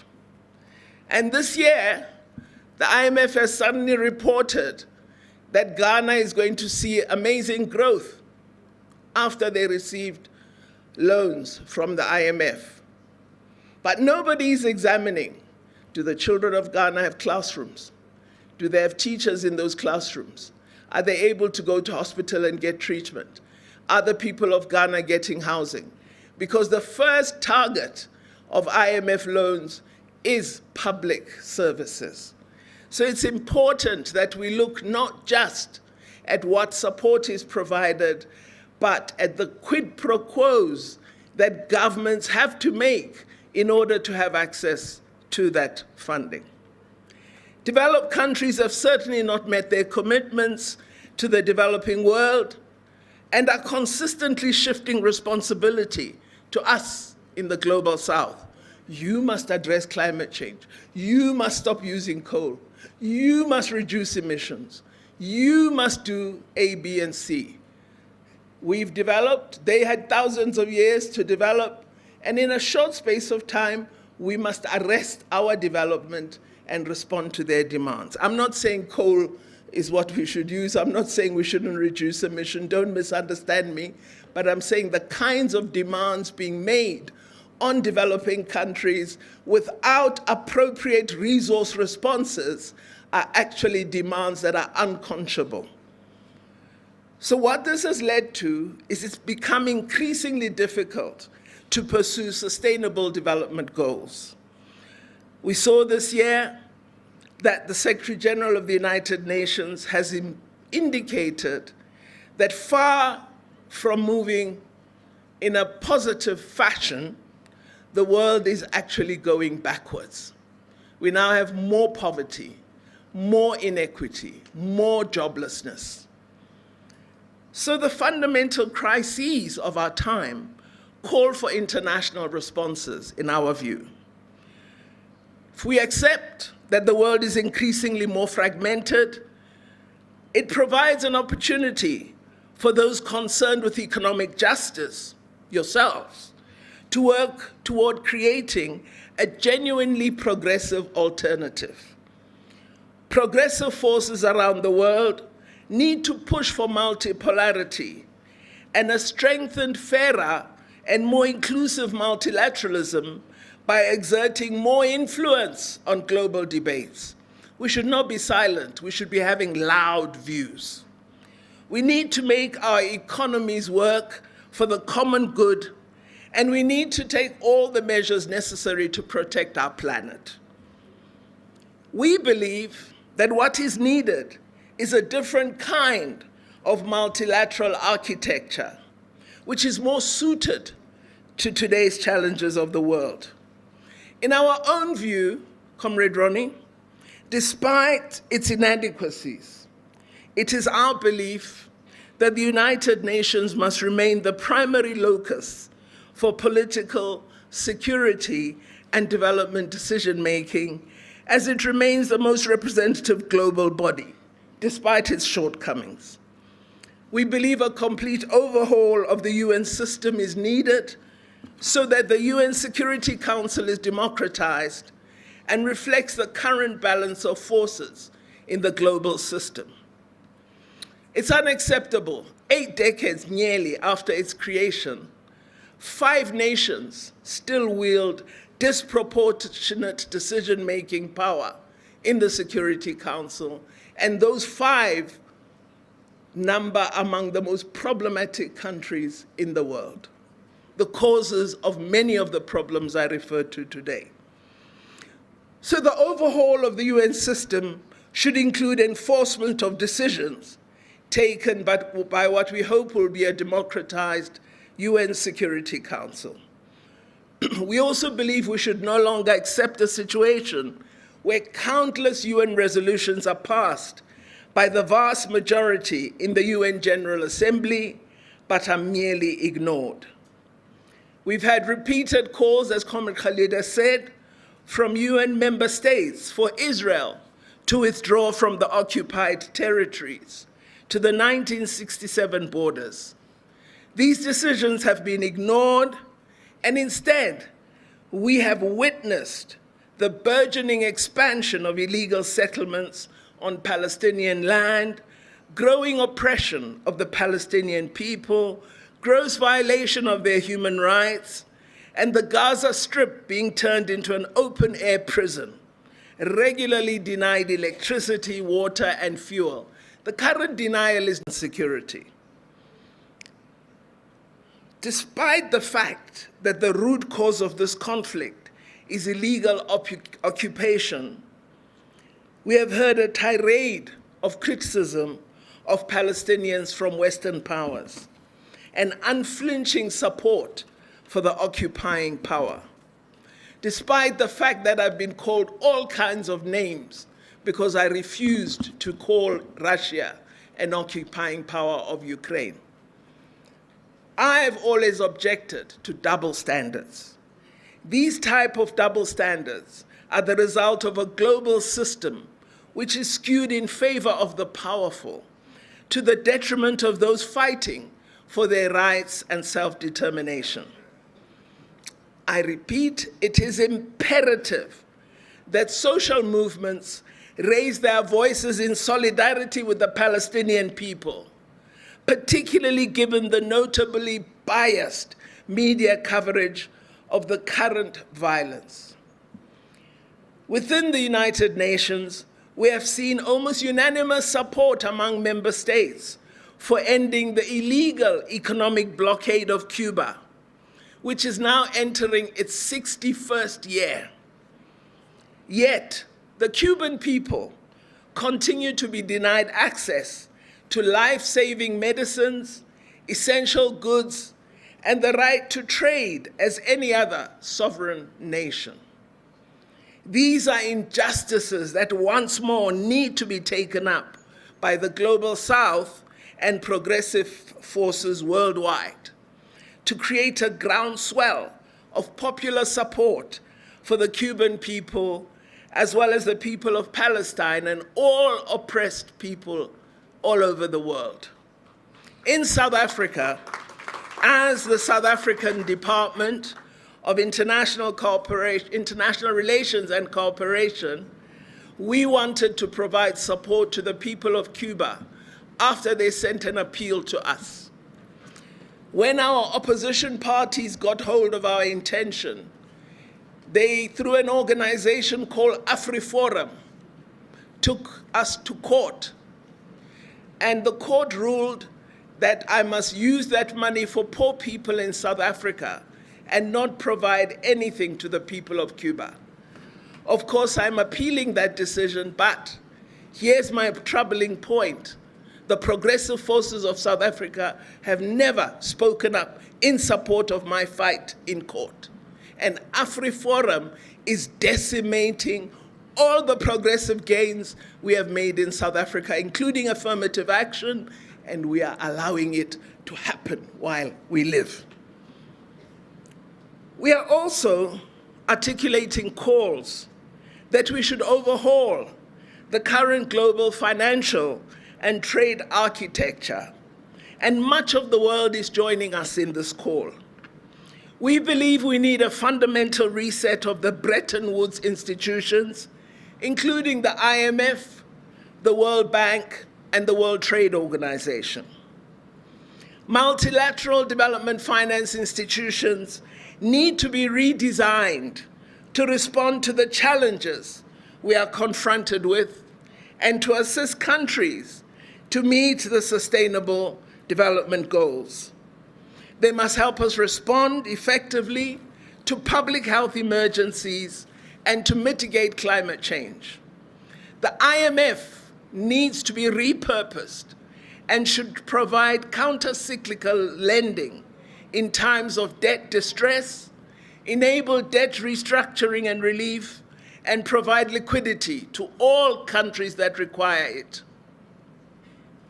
I'm raising all these things, Comrade Chira, because I believe while we should have the debates you will have in this meeting, we also must look at the real situation of the globe and determine how we interface with these challenges and address them. We are fortunate as South Africa to be part of the BRICS partnership. And in BRICS, as the BRICS countries, we've been working toward developing a more equitable, balanced, and representative global governance system. This includes the restructuring of the global financial architecture. We have built up an institution such as the New Development Bank, which we own as BRICS, and it has given us, as emerging economies, greater control over lending and greater autonomy over the progress and course of our development. As we discussed in the most recent BRICS summit, which we hosted as South Africa, the concept of countries opting to conduct trade in their own currencies is to us a welcome development. And we are now investigating how we can multiply such practice and have it available to all of us. Emerging economies are key to reforming global governance. The fact that we've had emerging economies holding the G20 presidency for the last 4 years is an opportunity that we should not waste as countries of the South. Indonesia held the presidency last year and brought back development issues into G20. India held it this year and sustained that focus. Brazil is assuming the G20 chair next year, and we must ensure it holds the ground. And in 2025, South Africa will be chair of G20. And again, we must strengthen the progressive ground. with leading countries of the global south able to set the world agenda, this is an opportunity for all of us to push for real change. Let's not waste it. The demands that were made over 50 years ago by the global south when it met as NAM, that we should overhaul the rules of international trade, reform the international financial system, and recognize the sovereignty of each state over its natural resources. All of these, articulated over 50 years ago, are gaining momentum today. The global south is calling for cancellation of historical debt. There must be content to our progressive agenda. Content. The issuance of new IMF special drawing rights is something South Africa has been insisting upon. The expansion of concessional development financing and technology transfer. All of these are based on the concept of the right to development, which many of us have forgotten. Ironically, all of these principles form part of a declaration that the UN adopted in 1974. But this was largely disregarded by multilateral bodies that instead imposed neoliberal policies on developing countries to ensure they implement extreme trade liberalization to their people's cost. Today, developing countries, which include the Africa Group, India, and Cuba, have tabled a proposal on the reform of the WTO, a proposal called Strengthening the WTO to Promote Development to the Challenges We Confront. We are seeing now the weaponization of the ocean, Indo-Pacific Alliance, and so on. All of this is meant to take unipolar control of the oceans and deny us the right to peace and development which the oceans offer the world. What we need today, more than ever before, and that's why this conference is, to me, vitally important, we need international solidarity. There's an urgent need for this in responding to the crises confronting us. During our struggle in South Africa, the principle of international solidarity was one of the key pillars of our struggle. It was through this pillar that civil society, political parties, academia, and other sectors all over the world were mobilized to isolate the apartheid regime. This pillar of international solidarity made an immense contribution to our victory against apartheid, to the extent that some analysts have even tried to elevate it above other very important pillars, such as the underground, the armed struggle, which Comrade has referred to, and the mass struggle, which we must never forget. These four pillars of the struggle complemented and reinforced each other to deliver the death of the apartheid regime. So again, we need to revive international solidarity as a pillar. We need to revive underground as a pillar. We need to revive armed struggle as a pillar. And we need to ensure mass struggle as a pillar. The international struggle against apartheid embodied humanity's struggle against discrimination and social exclusion. Our post-apartheid South Africa has attempted to continue this tradition of active internationalism on the continent and globally. We've tried to play our part in the renewal of Africa, promoting South-South cooperation, engaging countries of the North in the interest of Africa, and striving for the transformation of the global system of governance. We know we benefited, and we are trying to use our benefit in the interest of others. We believe that today internationalism internationalism is going to be decisive in crystallizing new forms of organizing political forces for meaningful transformation. But as I said earlier, we need a strategic approach to the search for a better international order, one that is equitable, just, humane, inclusive, and democratic. So while I agree with BDS and the focus it has, I think we need to discuss how do we activate this in a manner that allows us to achieve the outcomes we desire, and not as an illustration of our ability to organize. And I haven't yet had that strategic advice. So with the BDS intervention at the ANC conference in 2017, we did indeed remove an ambassador from Israel. But I haven't seen it advance the peace agenda. So how do we act together to make gains in the struggle, rather than to have illustrations of action? This is the kind of strategic discussion I hope we could have at some time. I believe we need to continue as South Africa to contribute to the building of a global progressive movement for a better Africa and a better world. People need to be shaken out of complacency and distraction. Progressive forces of the left need to step in, need to provide hope and vision, and offer up concrete pathways to political action. Across the global South, the progressive community has begun to rally. We look forward to the expansion of brave, united, vibrant social movements. As the great revolutionary leader of Cuba, President Fidel Castro, said, we need to unite today to build the tomorrow we yearn for, to vindicate the always excluded, and to rescue faith in humanity.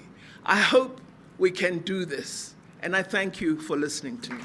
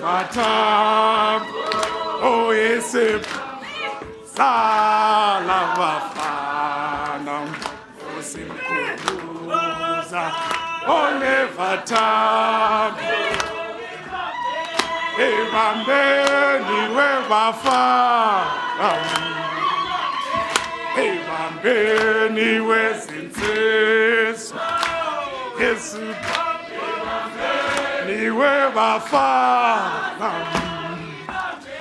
ebambeni wesithe oyese sala bafana usikhumbuza olevata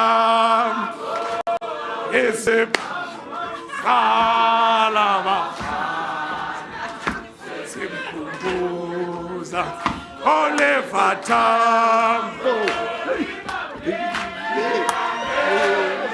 bafana ebambeni wezinsizwa ebambeni webafana ebambeni wezinsizwa oyese sala bafana usikhumbuza olevata oyese sala bafana usimkhumbuza olevata ebambeni webafana ebambeni wezinsizwa oyese niwe bafana ebambeni wezinsizwa sala bafana usimkhumbuza olevathambo oyese sala bafana usimkhumbuza olivathambo mandla awethu matla kiarona all power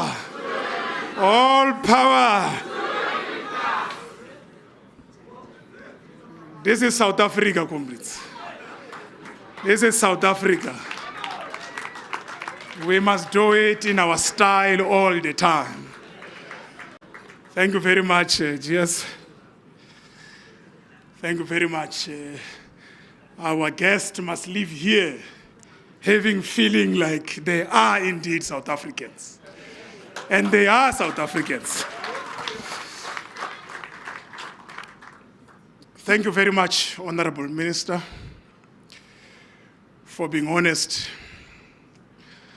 and candid about the state of geopolitics. We really appreciate your input, but also for being also critical to us. I now understand why earlier on you said, don't thank me, still early. For also calling us to action and reminding us that unless what we say is converted into action, it almost means nothing or very little. So would we have wished that we would engage. We'll allow the conference to engage a bit, but we're running in trouble because of Elias' late start.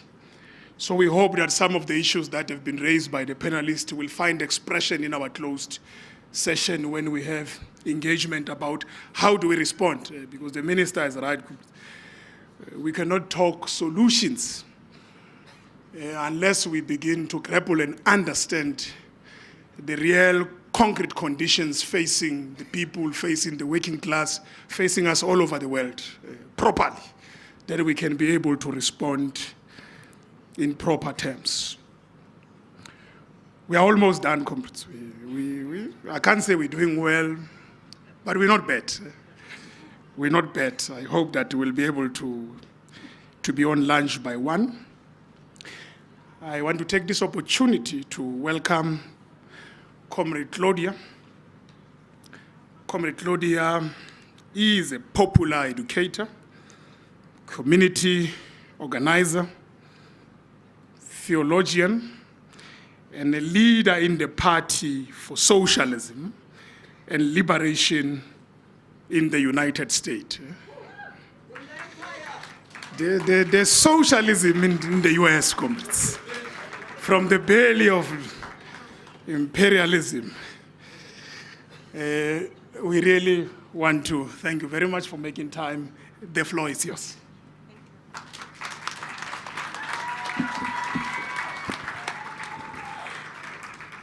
I want you to say this with me. When people are occupied, resistance is justified. It's a call and response. You got it? When people are occupied, you got to say it like you mean it.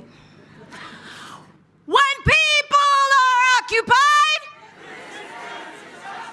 when people are occupied, let's see what happens if you stand up and you say it. When people are occupied, when people are occupied, free, free Palestine, free, free Palestine, long live Palestine. Long live Palestine. Thank you, comrades. We're here, yes, from the belly of the beast. And we are those who are anti-imperialist, those who are anti-capitalist, and who are loudly, courageously, and valiantly socialist within the belly of the beast.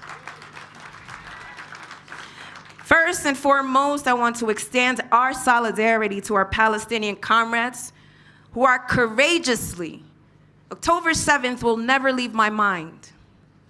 They are courageously fighting and resisting the savagery of the Israeli apartheid state and US imperialism. What we saw Saturday, October 7th, was the bravery of a people who have enough. They've had enough. They are fed up, and we should be too. People who are ready to be free, who have been ready to be free for a long time. There are not two sides of there's not two sides of the story, because the United States government issued statements. A lot of academics issued statements. The so-called progressive left issued statements talking about two damn sides. There's no two sides to the story. There's only one side, and that is the side of justice, and that is the side with Palestine. We denounce and condemn the vicious apartheid and colonial state of Israel, US imperialists and their allies who have constantly promoted hateful and criminal acts against our Palestinian brothers and sisters. We believe and demand that the US end all aid to Israel. It must end all aid to Israel. Biden, his administration, and US imperialists do not represent the people of the United States of America. In this week alone, we've had hundreds of thousands of people marching in the streets despite the many threats from the US government. Because we believe we have more in common with the Palestinian people than we do with our government. The Palestinian struggle is a struggle for humanity. It's a struggle against oppression and exploitation. It is a struggle of dignified people willing to die to be free. I was sharing with my comrade a long time ago in the streets of New York City. I learned a chant, which might not necessarily be the best Arabic, I'm gonna say, because I don't speak Arabic. But it says in its translation, with my blood and with my flesh, I will fight for you, Palestine. With my blood and with my flesh, I will fight for you, Palestine. That level of resistance is love. It's love for humanity. It's love for what is just. It's love for the planet and the world that we deserve as working class people. The liberation of Palestine concerns all of us who are committed to building a brighter and better future. We know, and what our comrades mentioned before, that any strike anywhere against the tentacles of US imperialism and colonialism is a step towards freedom everywhere. For as long as we're able to strike them in every corner of the world, we will gain victory. But we must be committed to do that. We say down with US imperialism, down with the colonial forces from Palestine to Puerto Rico, from Niger to Haiti, and everywhere in between. Long live the people's resistance, long live Palestine. We want to also express our solidarity to our comrades in India, journalists who have had the integrity of telling the truth. And you best believe that this world is upside down when you get punished and criminalized for telling the truth, while people who lie consistently and harm the rest of the world are able to walk freely. We say free Prabir and our comrades. We say we stand with NewsClick. And we stay with every journalist who has the audacity, the courage to tell the truth. Comrades, as I said before, please do receive a warm and revolutionary greeting from the working class people of the United States of America, the belly of the beast. We understand and know that we are connected, and our victory in struggle is interconnected with that of the global South.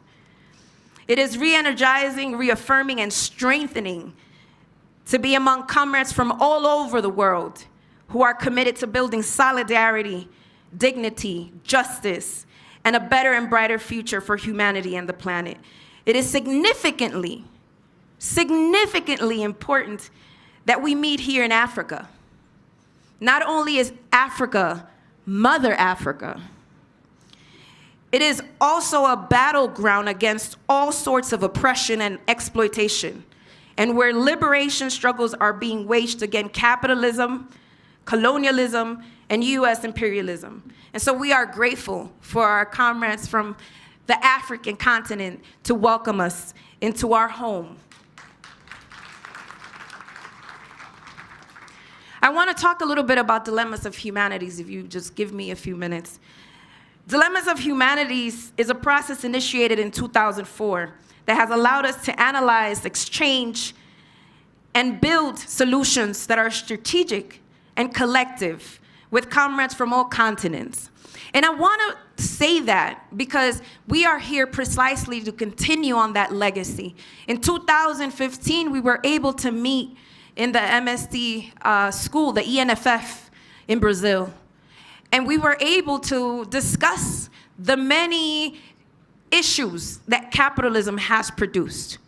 Because we have many problems, you see, but the issue is capitalism. The problem, the illness of society is capitalism, and its manifestation globally, which is US imperialism. And we were able to be together, discuss through the many challenges, but also speak to the many opportunities that we found in that moment.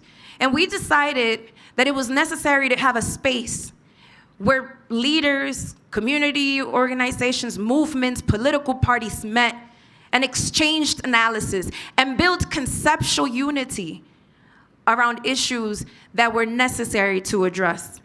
And the International People's Assembly was born out of that. There was the decision that there was a need to push forward political education, that our militants, unfortunately, due to the level of oppression and repression in our different contexts, had a harsh breakage with our socialist lineage, and that we needed to be able to uplift our people's theory, which is socialist theory, which is communist theory. And so political education schools were built. We understood that there was a need to be able to intervene in the world of communications, and media projects were developed. We understood, what Mao once said: no investigation, no right to speak. We can't just go out there and talk without having actual facts.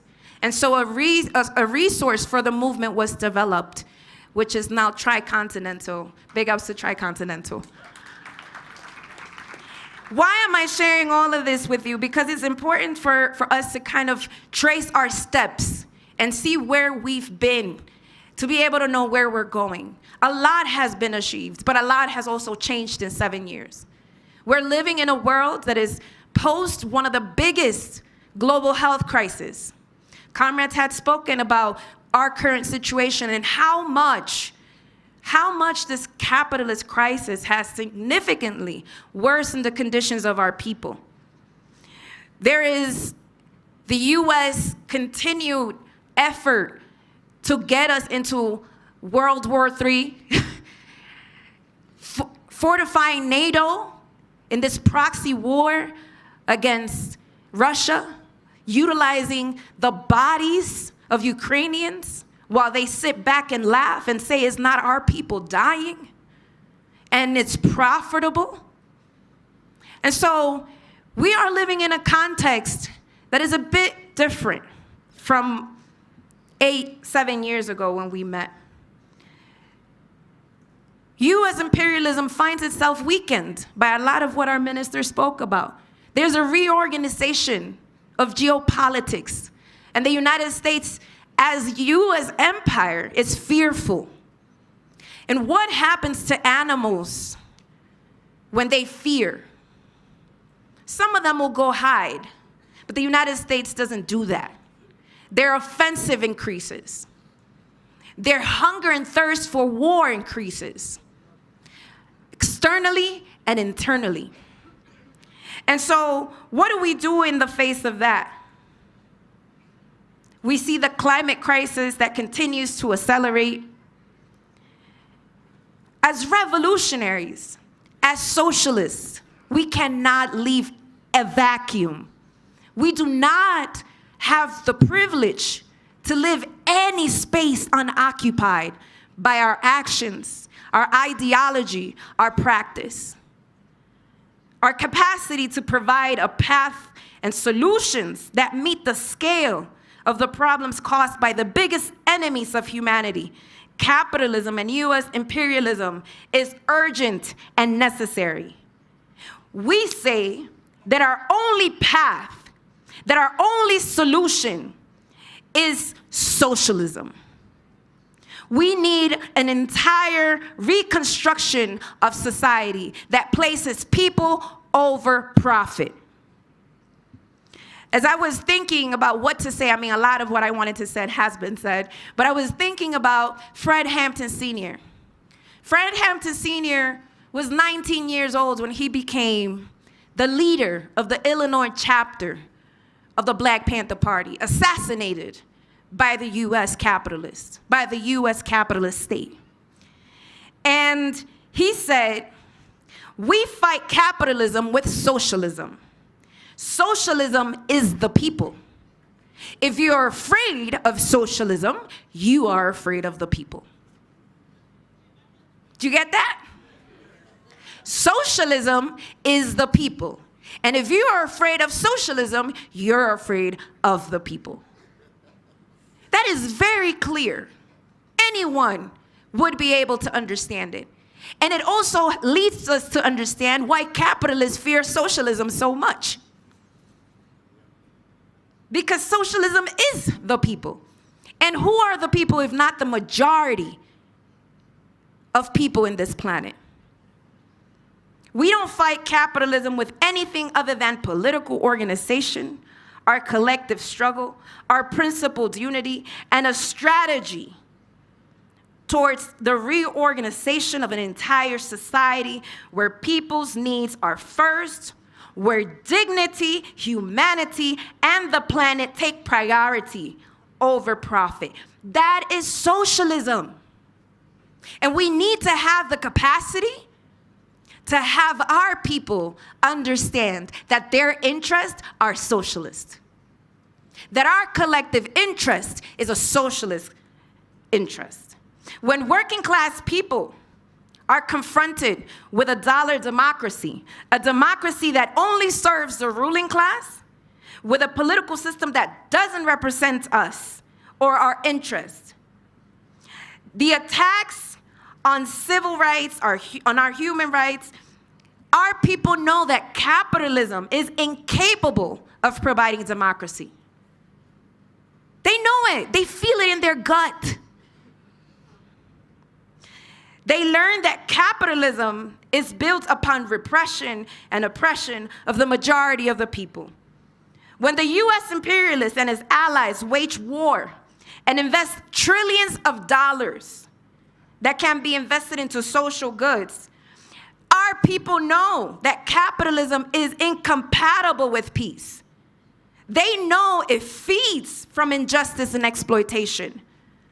Capitalism is incapable and it's incompatible with any and all sorts of justice because it feeds from inequality. It feeds from chaos. It feeds from crisis. In fact, crisis is profitable for capitalism. If not, let us just look at what happened during the global health pandemic. Billionaires became trillionaires. Crisis is profitable for the capitalist system. For the majority of the people in this planet, we understand there is no peace or justice under capitalism. We understand that U.S. imperialism stamps its boots and tries to strangle every and all sorts of hope for the working class.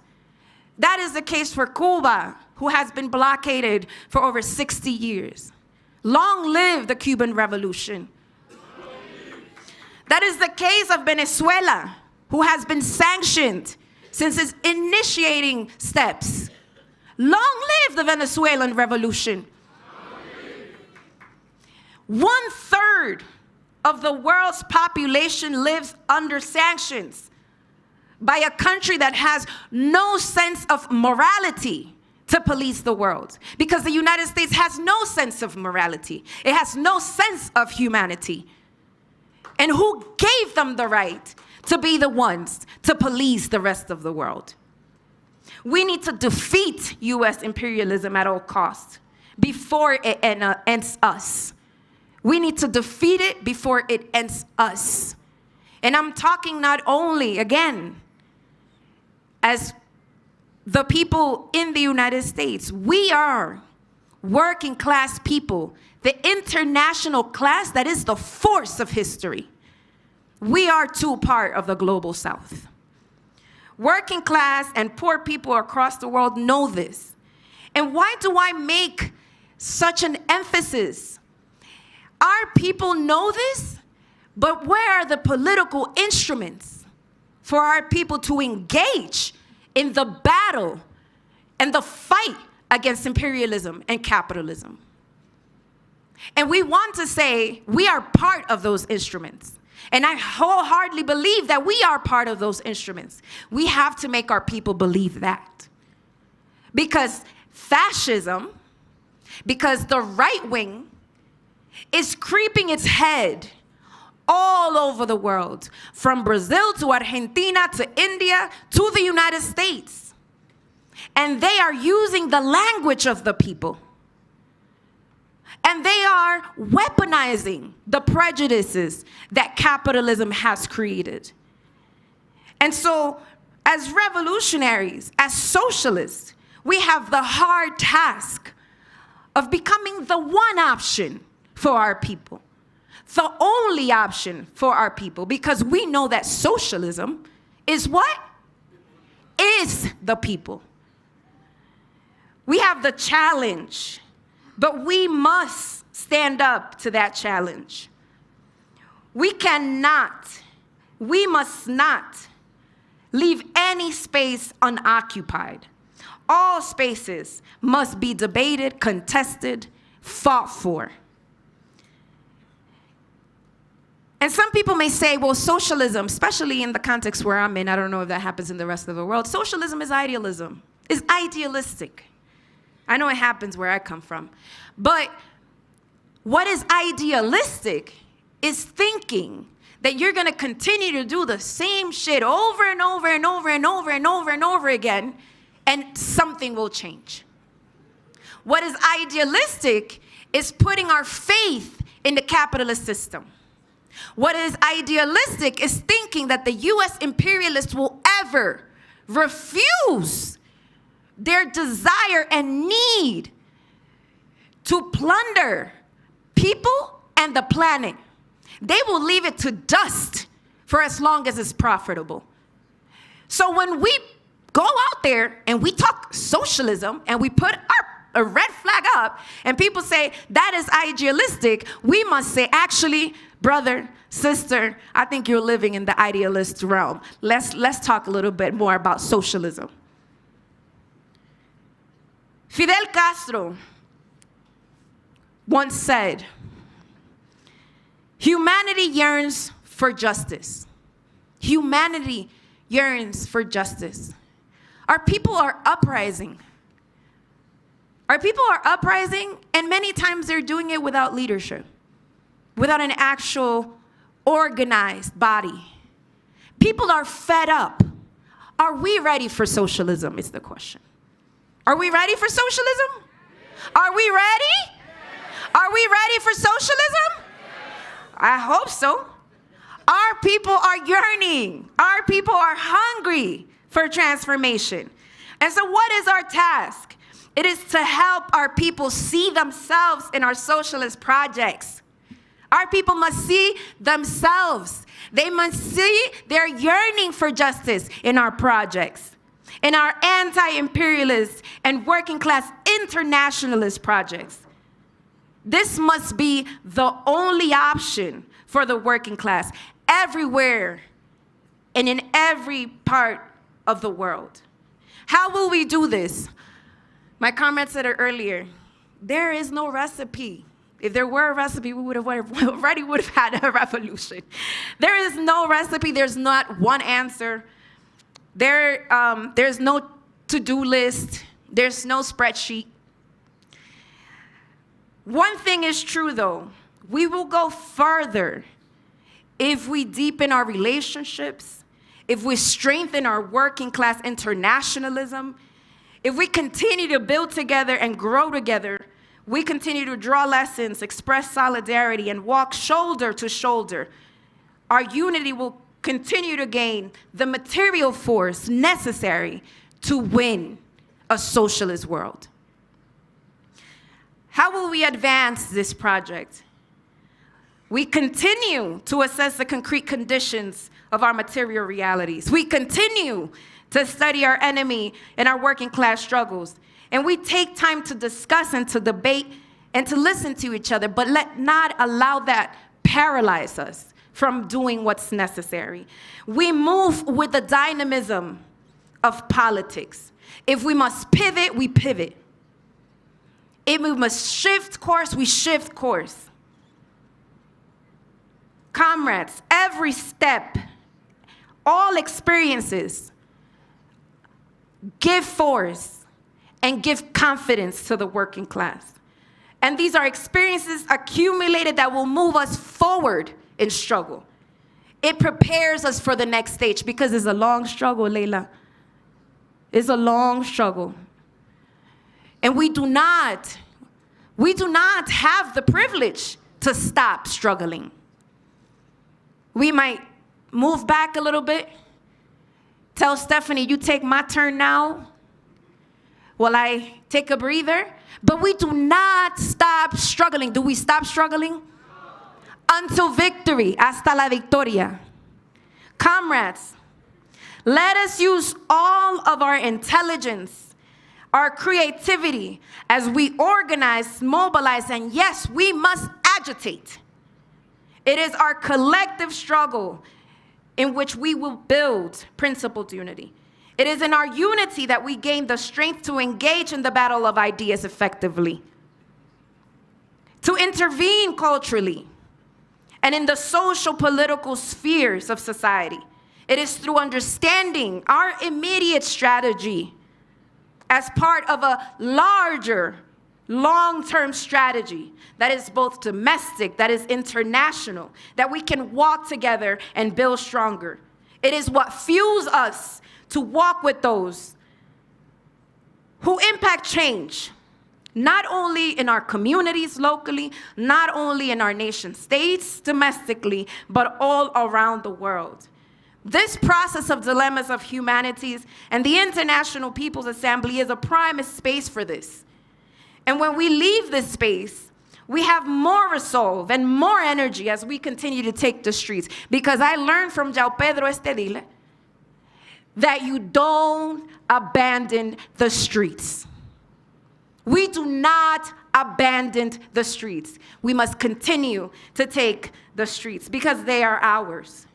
We are emboldened in working militantly every day to build confidence and power among the working class. We do this publicly, and we do this courageously, and we do this boldly and loudly so that our people see it, so that our people are moved and are encouraged to participate in transforming our material conditions. We continue to work, determined with the resolve, knowing that we will win. What will we do? We will win. What will we do? We will win. And we will do so by taking power. We must not be afraid of power. We must take political, economic, social power. And what is that if not state power? And we take state power from the grip of the few capitalists, and we wage this battle everywhere we can, and we build a socialist horizon and a socialist future that is urgently necessary by the many. Comrades, our task is urgent. And this space, this third dilemmas of humanities, is part of that process. It's part of the process to complete our task of building a socialist horizon in the now for our future. We are not the idealists. We have historical references. We have historical references from the state of Kerala in India to Cuba, to Venezuela, to Nicaragua. We must learn more about China. There are historical references. It's not idealist to be a socialist. Actually, it's the most material, realistic thing you will ever find.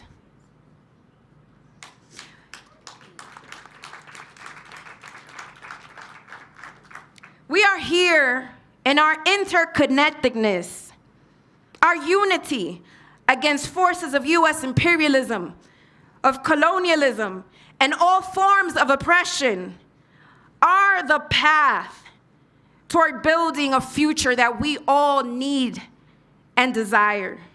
Viva socialism! Viva! You gotta say it like you want me to believe you. How about we get up? Let's shake it up a little bit. Viva socialism! Viva! Abash capitalism! Viva socialism! Viva! Abash capitalism! Free Palestine!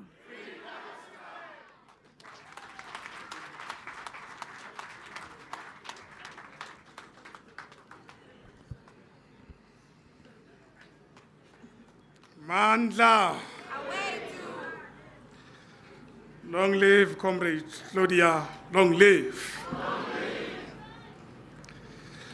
Thank you very much, Comrade Claudia. We really appreciate you. Indeed, you are absolutely correct that the current economic and social order is not working for majority. We need an alternative. And that alternative is nothing else but socialism in our lifetime. We are really inspired that there are energies, even in the belly of the animal, of the beast in the US, that keep challenging the status quo, the world order. They are here, comrades. We are not alone in Africa, in emerging economies. There are various energies around the world. One of the things I said earlier on was to say that we have quite a number of organizations here, over 70 organizations across the world. So we really appreciate you. I'm going to ask that you come close as I want to thank each and every one of our panelists. Comrades, can we give all of them a big round of an applause? They were really beautiful. They were outstanding. I think this was the best way to kickstart the conference. Comrade Rony, thank you very much. Comrade Leila, thank you very much. Comrade Honorable Minister, even me. Oh, thank you, comrades. Thank you. At least a worker has been compensated. Finally. Comrade Hashan, thank you very much. Your surname is it's Hashash. Hashash. Thank you very much. Thank you very much, Comrade Claudia de la Cruz. Say it in full, Comrade Claudia de la Cruz. We really thank you for making time, all of you, for ensuring that we kickstart this conference in style. Thank you. For the lessons of history as well. Thank you very much. Let's give them a round of an applause again. Thank you very much. Don't leave, we are closing. We're wrapping up, do not leave. We would have hoped that in terms of the program, we're going to allow you to interact, comments, and allow them to interact with you. As I said earlier on, we had a bit of challenges at the beginning, but their inputs will help us as we navigate through the process of the conference, as we engage with the big question of the Congress. How do we build an alternative world? How do we build socialism? I want to make a few announcements so that there is order. There's order in the revolution. The revolution is not anarchy. It must be characterized by revolutionary order as well.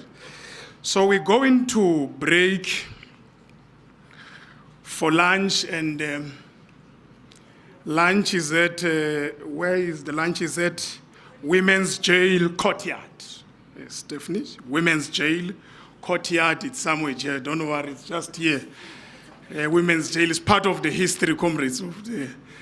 It's not the real jail now. It used to be jail, it's part of our history against apartheid. So that's where we're going to have lunch. And as it was said by Stephanie earlier on, there is comrades, comrades have got discards, there are colors, so there's demarcation, I don't know, and the marshals will have demarcation, comrades, in a socialist organization. I know sometimes it's a problem. But this demarcation is just to ensure there's order. And everybody eats, we manage time. So there's color. There will be marshal will help. Your color will coordinate with the station. Somewhere there where we are going to have lunch just now. We're going to come back at 3 o'clock. We're back for the second panel. That panel will be dealing with building socialism today.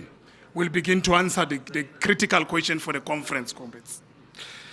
And I was asked to announce as well that in the evening, this evening we have cultural evening or cultural night that comrades do must ensure that we attend. There are some Panzula dancers, Panzula dances.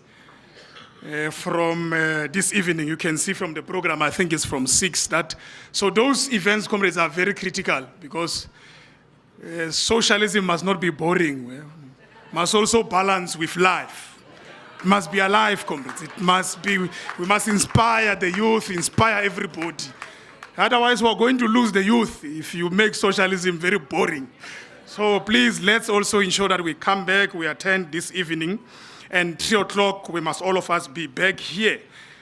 I want to thank all of you and say this, out of all the codes that, inputs which were very beautiful that were made, from what Comrade Ashan would have, the code that she used of Moon Piso. And I want just to repeat this, because comrades, until we are prepared to die for ideas, we're not prepared to struggle.